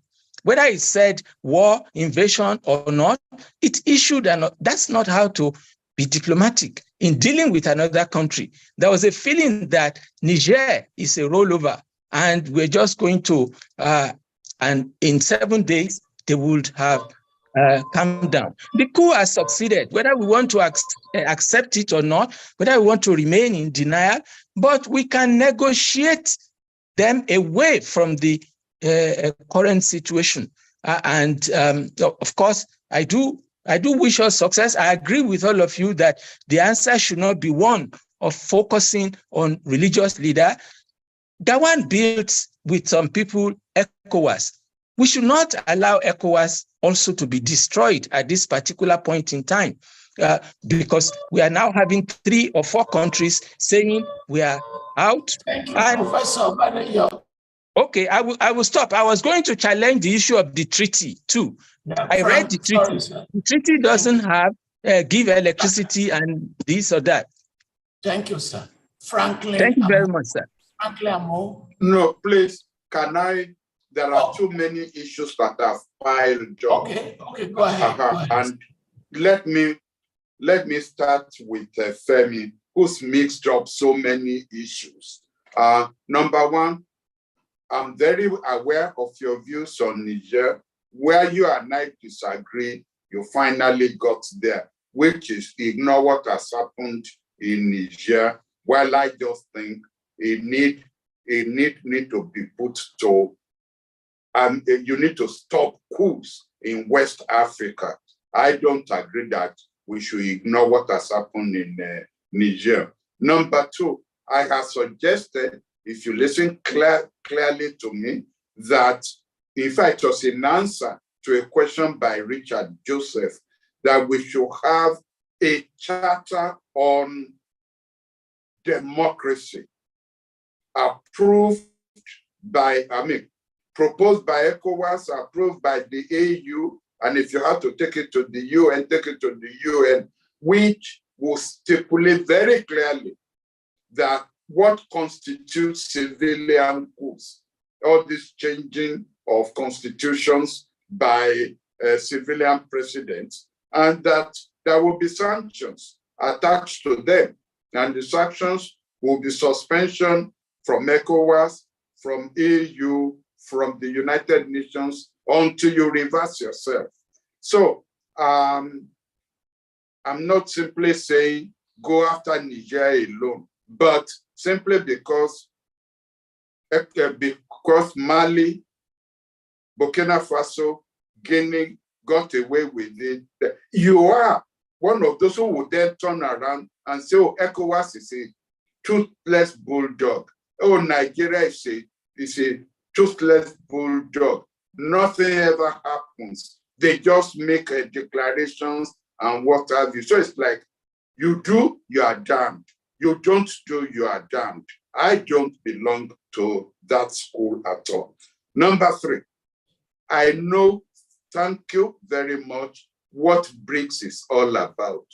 But if you say that there is no perception that with Russia and China being member of BRICS, it is not perceived as being anti-America, then again, it's a question of disagreement on judgment. And as scholars, we can disagree, but I will not persuade or seek to get Nigeria into, if it is before Ukraine, yes, it would have been worth it going into BRICS. I don't even know, maybe if you know, you can tell us why Nigeria did not become an original member of BRICS. I don't know. I have asked people in the ministry who were in the ministry at that time. Nobody can tell me why Nigeria was not invited. Obasanjo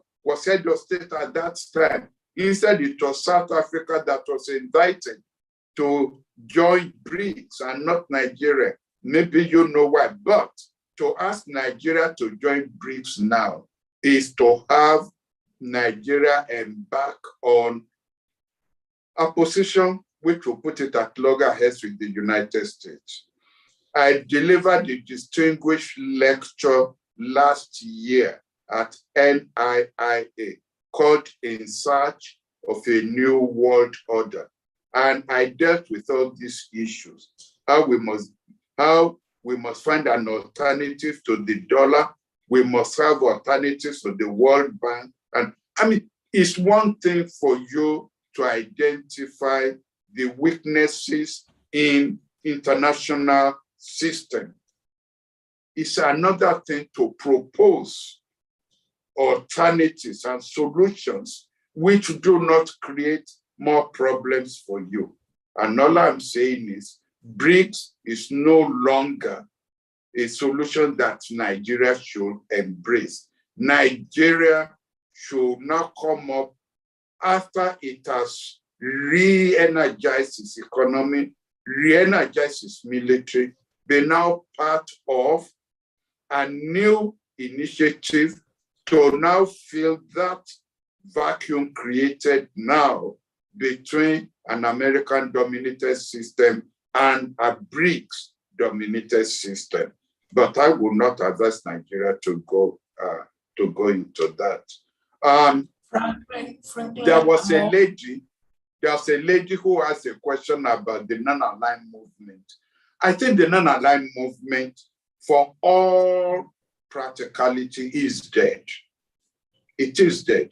I don't know when was the last time you heard about it. BRICS had even become an alternative to the non-aligned movement. The key nations in the non-aligned movement of India, Brazil, even South Africa are in BRICS.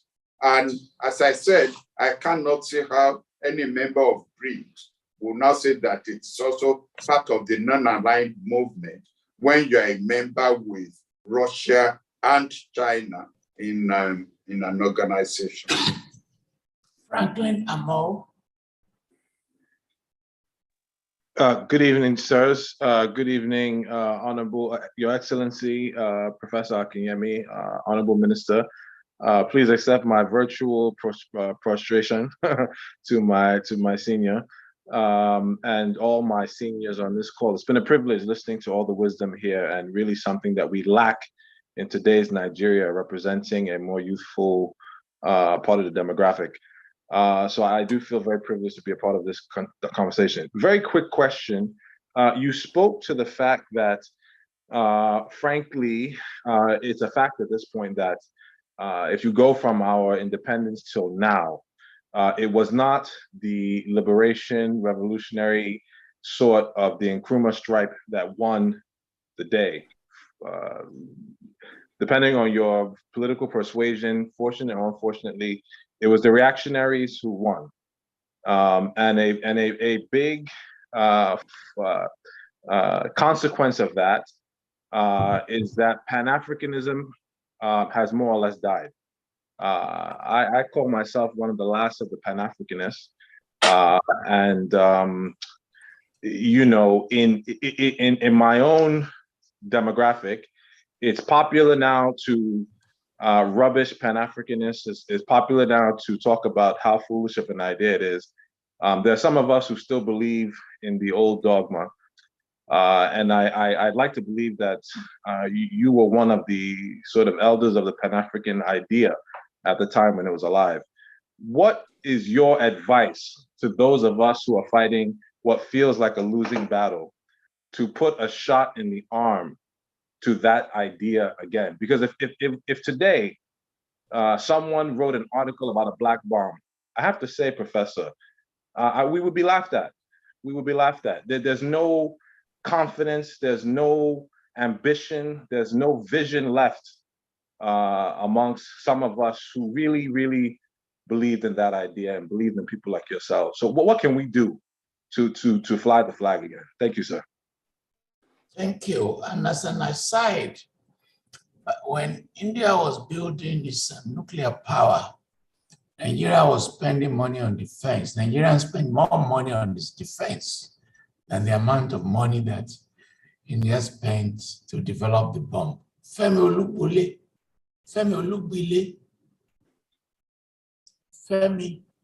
Yes, I can hear you. Good evening, everybody. Good evening, Prof. It's been a very enlightening evening, and I'm delighted to be part of this conversation. I want to take up a couple of points very briefly. The issue of BRICS.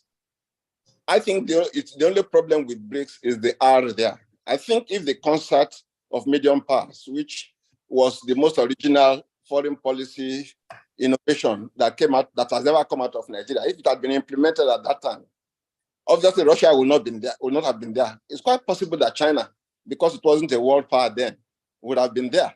So, I mean, it should have grown with the organization. So, should we discard BRICS, or should we try to modify it by having more, in quotes, conservative African countries such as Nigeria there to balance the anti-American influence of South Africa?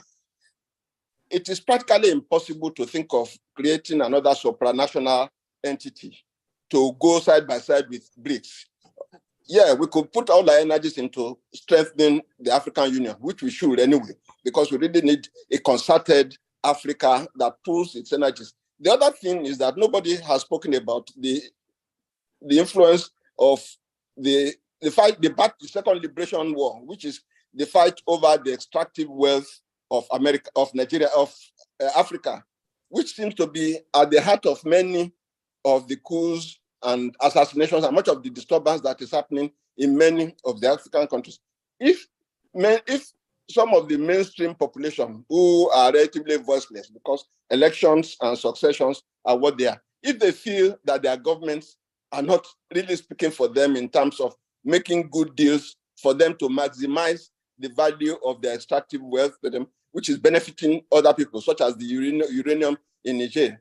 And also looking at the preponderance of French nations among the ones that have had coups, should we be looking at this mainstream groundswell fight, anti-government and maybe anti-Western thing, not just in terms of Russian influence or other people's influence, but as a groundswell of feeling among Africans themselves, because they are being underserved and hard done by in terms of the use of their extractive wealth, which is really the only interest that outside countries have in Niger. Like all this business about wanting to protect democracy and all of that, I'm not sure that those are the reasons why the big powers are there. I'm not sure that those are the reasons why a country like France is so adamant about wanting to maintain its presence. I think extractive wealth of Africa is one of the major things that Western countries are fighting. Thank you, Femi. Thank you very much. Straightforward. Thank you. Okay, thank you. Hold on, sir. Hold on, Professor.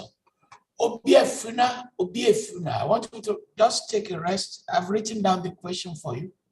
Okay. Take some rest. Obiefuna, yes, take some rest. Reverend Father Professor Obiefuna. Thank you very much. Thank you very much. I wish to thank the Professor Akinyemi. We've had his name through our own Professor Humphrey at the University of Nigeria. Professor Sir, we just finished a meeting of the Nigerian Academy of Letters. One of the worries was the fact of communiques on how to make Nigeria better and how to contribute to the betterment of the society, and the fear of the political class not accepting or not making use of the suggestions from the academia.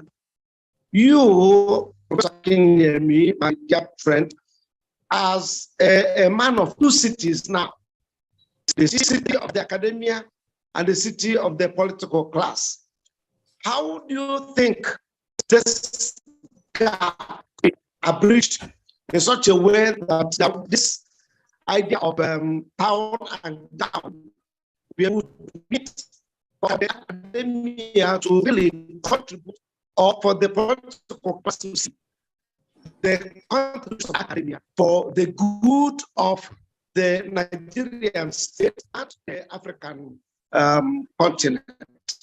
Thank you, Professor Obiefuna. Tola Oshunuga.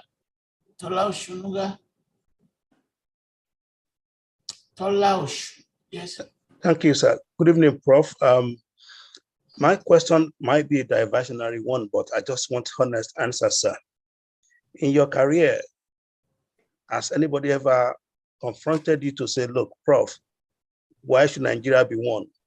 That is, has people ever said to you that Nigeria should not be a one country? During the military regime, have you ever had such conversation? And what is your view about that in the past? And what is your view now in terms of unity of Nigeria? Because I don't think the marriage is working. Thank you. Agbon, Excellent Agbon. Agbon.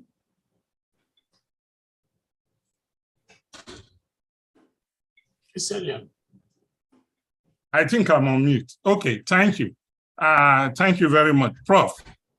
We say that every danger presents an opportunity for advance. The Niger crisis has a danger now that we might go to war with our neighbor, but it also presents an opportunity for us to pursue our foreign policy with respect to the consolidation of ECOWAS. And I want to know what you think about this, because some of my colleagues and I have always argued that these French countries that are having coup d'etats and are riding on an anti-French, the struggle against French control, that they can be presented with an alternative, whether Guinea, Mali, and Niger, and Burkina Faso, that they should all have democratic elections, join a federation of ECOWAS that will make us bigger and make us be capable of resisting influences like American bases, influences like French utilization of our resources, or influences from the West or the East, and that such a federation of West Africa that they can enter if they're democratic institutions with other democratic institutions in British West Africa, will allow us to overcome all these ethnic problems that you are pointing out that is controlling that want to start entering our foreign policy, like our brothers are across the borders that we didn't fix. It will fix the question of their opposition to the CFA, because now we can now propose that we use the ECHO that a lot of foreign activity have been put into. It will It will help us with our military because we will be able to consolidate military of 13 West African countries. It will solve the problem of democracy in West Africa. It will take us a step further towards our goal of Pan-Africanism, because we now can tell everybody if the EU can stay, then maybe we can have ECOWAS and remove more controls that exist with respect to borders, with respect to the movement of people and personnel. So I want to know what the professor thinks about presenting the federation or unity of a democratic West Africa as an alternative to the French young soldiers, as an alternative to war, to the French West African young soldiers that are taking over all these West African countries because they are tired of French neocolonialism. So this is a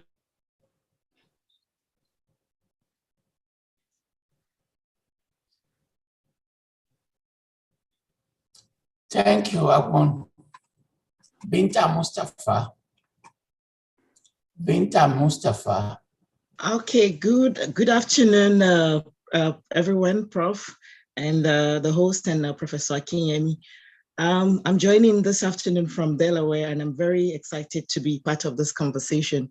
As a Nigerian who has family and lives in Niger, it's a very, very interesting times for us in the country. I have two questions for Professor Akinyemi. The first question relates to what can we do about patriotism in Nigeria? It's very, very sad. It's very, very appalling. I listen to him regularly, especially on Arise TV live on Sundays with Dr. Ruben Abati. And it's very, very, it's the opposite pole of what is the current reality for foreign affairs in Nigeria. We do not have any value as a country. People have said this severally. I share the sentiments of Franklin Amao. It's very, very touching for me as a person. We're a country of individual, intellectual, bright people, but the country as a whole doesn't have any value. I have listened to the dynamics of the conversations on the Niger and the Nigerian side. You have silence in Niger, and then you have a lot of propaganda from fellow Nigerian nationals. It's not just the Northern brothers. You have Southeasterners supporting counter coups, disinformation, fake news, a lot of videos that have been shared. People don't even know the difference between the Nigerian flag and the Indian flag, or the Senegalese or the Guinean flag. You see videos of things that are happening in other coups that have happened in Mali, in Guinea, Senegal, being shared as what is currently happening in Niger. What is the foreign affairs doing? First of all, the Embassy of Nigeria in Niger, the Embassy of Niger in Nigeria. How are you synergizing all these institutions? Why is there a gap that institutions of the Federal Republic of Nigeria have been unable to fill, such that religious leaders have become the go-to for this kind of intervention? What is it that the National Agency is doing to counter all this fake news? I receive more information about what is going on from the Nigerian side than even from the Niger, because I belong to the two. So what can we do? What is in your experience? I applaud your intellectualism. I can tell that you still have a lot of value to give to the Ministry of Foreign Affairs. It's very, very disappointing to see how they have managed this. So those are my two questions: patriotism and the role of the National Orientation Agency and the Ministry of Foreign Affairs in this kind of things. Not just this time, these things that are repeated. It happened with Nigeria, South Africa. It happened with Nigeria, Ghana. We don't know where it is going to happen next. So that is my question to you, sir. Thank you, Binta. Remember, the wife of Chini is from Kebbi State. But one last person, Martin. Let's take the last person, and then you respond as a bundle. My father, Professor Akinyemi, thank you very much. I mean, the contributions have been so mind-blowing. I'll go straight to the point. I have 2 points. The first one is looking at the stretch of what I would call coupist events that has taken place across the Sahel and also even across Northern Africa. I have a tendency to feel that the Northern African area and the Sahel will represents a major challenge with regards the civilized uniting of the African continent. What do you think can be done to actually get a consensus across the Sahel from the warring Sudan all the way down to, you know, Mauritania and those other sides? That's the first question. The second question is this: what's the essence of us building a sound and strong intellectual solution, coming up with a, because I loved the solution you recommended, having a charter that the politicians, those who decide to pretend that they are Democrats, having a charter that they keep up to and that specifies what it means to be a Democrat. Now, the issue there is this: even if you have that charter, even if you have everything put in place, if the ordinary man in the street, the individuals who give sovereignty to any government, it's me, you, any single person. Democracy is about the people. If the ordinary individuals who give sovereignty to either a military, a corrupt democratic, or a proper democratic government, if those if I can call, I don't want to use the word mob, but if those individuals at citizen level are not educated enough to even know the democratic advantage of having a proper democratic system, how wouldn't it be easy for them to be manipulated? Those are my 2 questions. Thank you, sir. Thank you very much, Martin. And Professor Akinyemi will answer questions and make his closing statements. And then I will thank all of you and end the program. You can answer the questions that you want to do and close with your closing statements. Thank you, sir. Well, thank you very much, Professor Falola.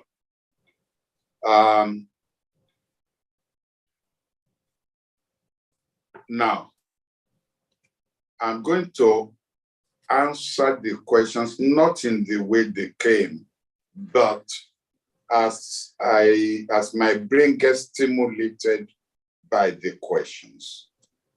Number 1, how do we rebuild the intellectual class in Nigeria? And I think it's by going back to when the rain started to fall on the universities.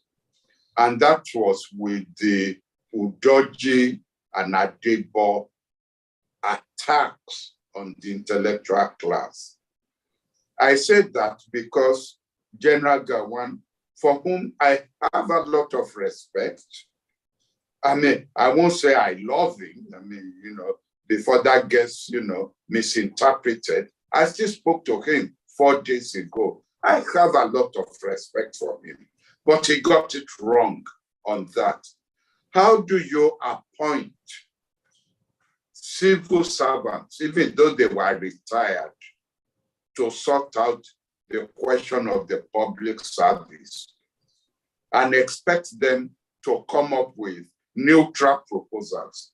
Of course, they will come up with proposals that favor the civil service rather than look at it segmentally. And that's what they did. Decided to merge the university service with the civil service. And now decided that a senior lecturer will be equivalent to a senior assistant secretary. Somebody you taught yesterday will have become a senior assistant secretary before you, lecturer too, even migrate to lecturer grade 1. And now they merge the salaries and what have you. And we said, no, we don't want to be merged because you've degraded the university service by precisely doing that. Well, we were told if we don't call off the strike, which was not about salaries, but was about the nature of the university system, we should pack out of the university quarters where we were staying. How many lecturers would have been able at that time to afford rent outside the university? So we called off the strike and swallowed our pride and our values. And that's when the rain started to fall on our head. I say this because that's where we should go back to.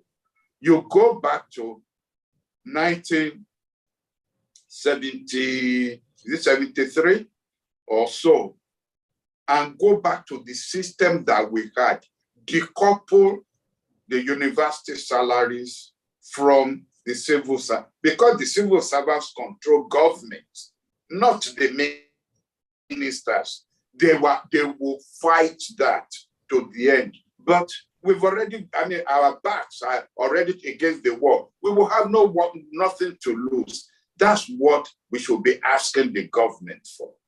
Decoupling of the university system from the civil service system that the Udoji and Adebo foisted on the country. That's how we will start to rebuild.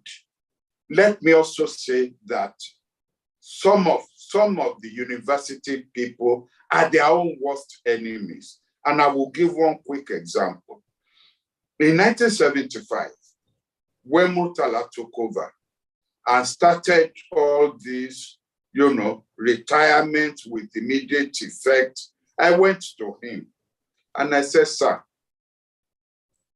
permanent secretaries, some of these permanent secretaries in finance, in economic development, if you wake them in the middle of the night, they will tell you how to make a budget.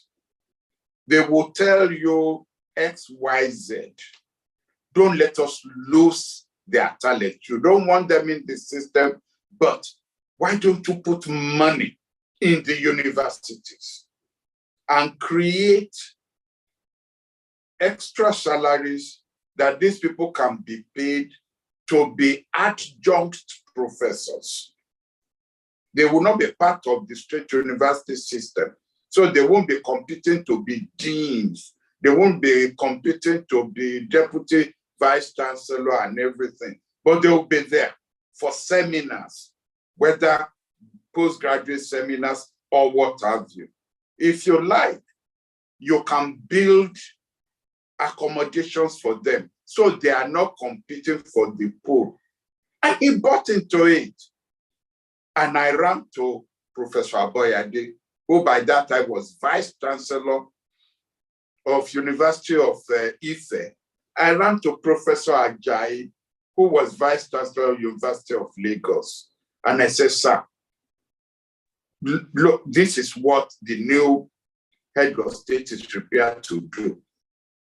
The university staff kicked against it. No, we don't want them. At the beginning, we picked university system, they picked civil service and something. So why should they now come and enjoy things with us?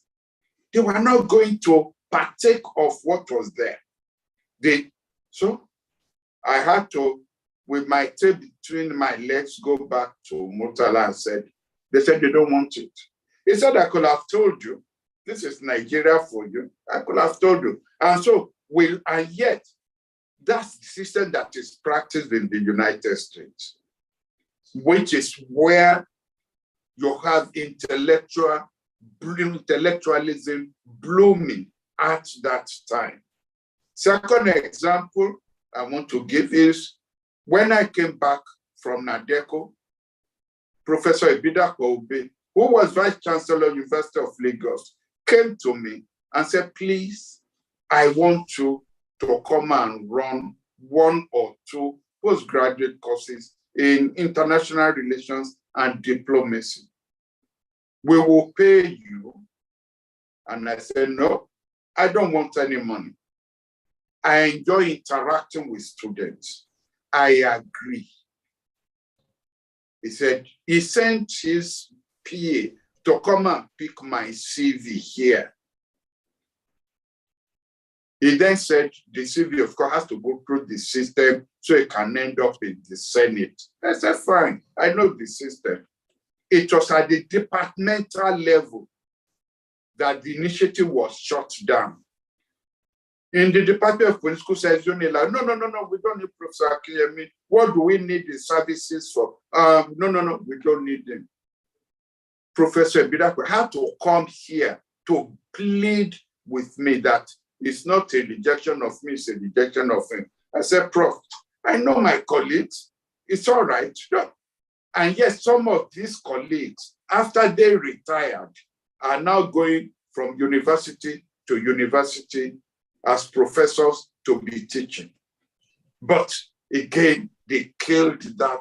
And it wasn't going to cost them any money. I wasn't going to come in and compete to be dean or compete to be vice chancellor. So in a way, we ourselves have been, enemies of our own progress within the university. But the short of it is, let us go back to 1973 in terms of decoupling the university from the civil service system. Number 2, whether BRICS can still be decoupled from the perception that it is now anti-America. The prof who raised that question did not provide an answer, because how do you remove Russia and China from it, especially in this post-Ukrainian war situation that we have? I don't say it. Now, he says he doesn't say how another one can be created. But Turkey is outside the system. Argentina is outside the system. In fact, there are a lot of medium powers countries that are outside BRICS that you can then, the whole idea will be to create, as I said, to create an organization that is not anti-BRICS and anti-United States. But if people think that BRICS can still be regarded as a neutral country that is not that's not perceived to be anti-America, well, that's a different perception that can be tried.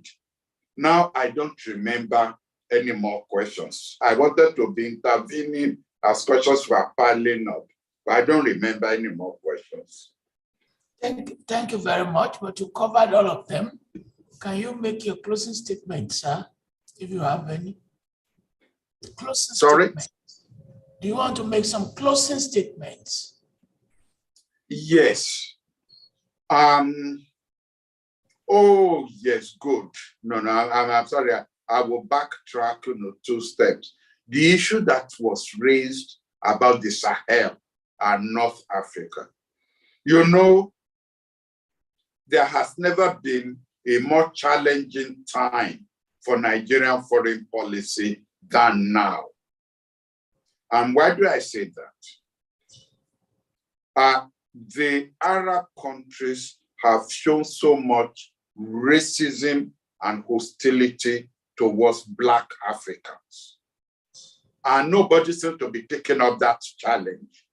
Yeah, when we have meetings of the AU, oh, they come there and they are regarded as brother Africans.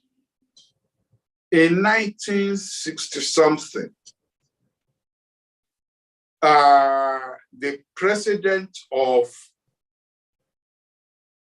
Zaire at that time, Mobutu Sese Seko, proposed that Black Africans, a term I don't like, by the way, I am an African. There is no black African, white African, Arab African. There are Arabs, there are Africans. And if we are going to draw the line at the Sahel, I don't want anybody calling me black African. I am an African. But he proposed at that time that since the OAU already involves Arabs, they should set up another organization for black Africans, for we Africans below the Sahara. Well, the messenger came with a lot of baggage. So people shut down the initiative. If he were alive now, he'll be telling you that I was right when I was telling you. So one of the challenges to Nigerian foreign policy will be how do we calibrate our foreign policy towards Arab Africa? When the United Nations is creating quotas, the Arabs come and share the one allocated to Africa. And then they go back and share the ones created to the Arab world. I think we should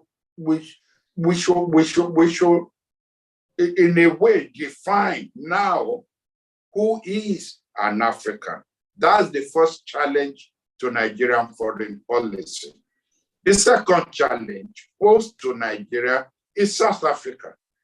South Africa has no illusion at all that they and Nigeria are competing nations. They don't regard or forget all we did during the anti-apartheid struggle. That's the past. It's gone. Forget it. You cannot activate South Africa. We held, something was done at NI about 3 weeks ago, honoring the athletes who at the last minute, they were already in Vancouver, at the last minute, were pulled back in 1976. And they came back to Nigeria, we never honored them. So there was an event at NI, co-sponsored by Air Peace and NI to honor them. Several embassies were invited and they came. South African embassy was invited. He sent a very low-grade officer to attend that event. And yet it was because of the anti-apartheid policy, our anti-apartheid policy at that time, that we pulled those, and South Africa didn't think their presence was worth it to honor those people. So we ourselves are going to sit down. It is just more than bilateral. You recall that at independence, Nigeria, Egypt, who else, decided that we will not compete for the key posts in the OAU so that nobody will challenge us for domination. When South Africa got its independence, they didn't buy into that. They said they were not part of the agreement. And they started competing for the chairmanship of the OAU and chairperson of this commission, chairperson of that commission, and left us out in the cold. I think we have to review that. No more, there should be no more, we should no more be apologetic about our size, about our status, and about our mission in the world. We shouldn't anymore be saying we are too big for that. Oh, we fear they will say we want to dominate, etc., etc. We should simply leave that aside because we really need to read. I like the lady who said, what is our foreign policy? We must reinvent our foreign policy. Those are some of the things I tried to do with the concert of medium powers, which I didn't succeed, but I succeeded with the technical aid course scheme. That scheme, I mean, Nigerians are serving in the Pacific. Jide, you know about that. In Africa and all over the place. There was a time the DG of that technical aid course scheme came to me when he showed me the letter. I said, oh, I wish I was still the minister, because this is the kind of risk that I would have embraced. What was it? Ethiopian government to the Nigerian government that they want to set up a new university that will be based on the British system, and that they think Nigeria is the one that has established the best university system in Africa. And they wanted us to come and set up that university for them, from vice chancellor all the way to graduate assistants. They sent the letter to the technical lead Coskin DG and said, implement. He said, where will he get the money? Where will he get the staff? So they turned it down.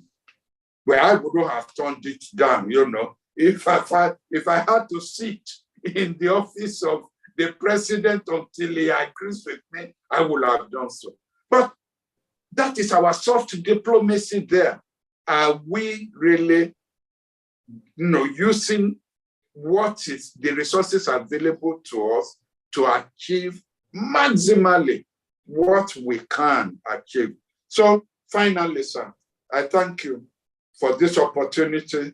If you like, to relive my youth, to relive my vision, to relive my dreams, and hope that like the biblical parable, some of it will be seeds that will fall on fertile soil, on fertile minds, and germinate, while others will we'll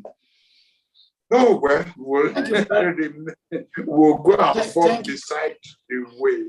Thank you very much for all those who posed their questions to me. Thank you very much. The transcript of this entire conversation will be released 5 minutes after we close, and to become public globally within 5 minutes. I thank the various media who are here, Tribune, Vanguard, Punch, online. I saw Premium Times. I do not know the angle that they would focus on when they begin to release the news item from Monday, between Monday and Wednesday. You will dominate the newspaper. I don't know whether it's going to be for good or for bad. I thank all of them. We thank all the participants, notable professors, diplomats, Mrs. Awolowo Dosumu and the Awolowo Foundation. Those are on the Zoom, and we have many watching on YouTube. We thank all our partners, Mainframe Television, Larry Television stations in 21 countries that have joined this program. We are very grateful. We are very grateful to Professor Oshuntokun, Professor Egali, Ambassador Lewu, the panel members. We thank our team of technical people, consultants, and we thank Professor Akinyemi. His energy is impressive. I wanted him to rest, but he was resisting that he won't rest. For an 81-year-old person, this has been very, very impressive. And his memory, especially mentioning specific dates, is very, very impressive. We call that the grace. Our next program will be on Collier Motor Show. We lost a great colleague, and we'll be doing a panel discussion on him with his family members, his friends, and others. And until that program, I wish you, all of you, all the best of luck, good health,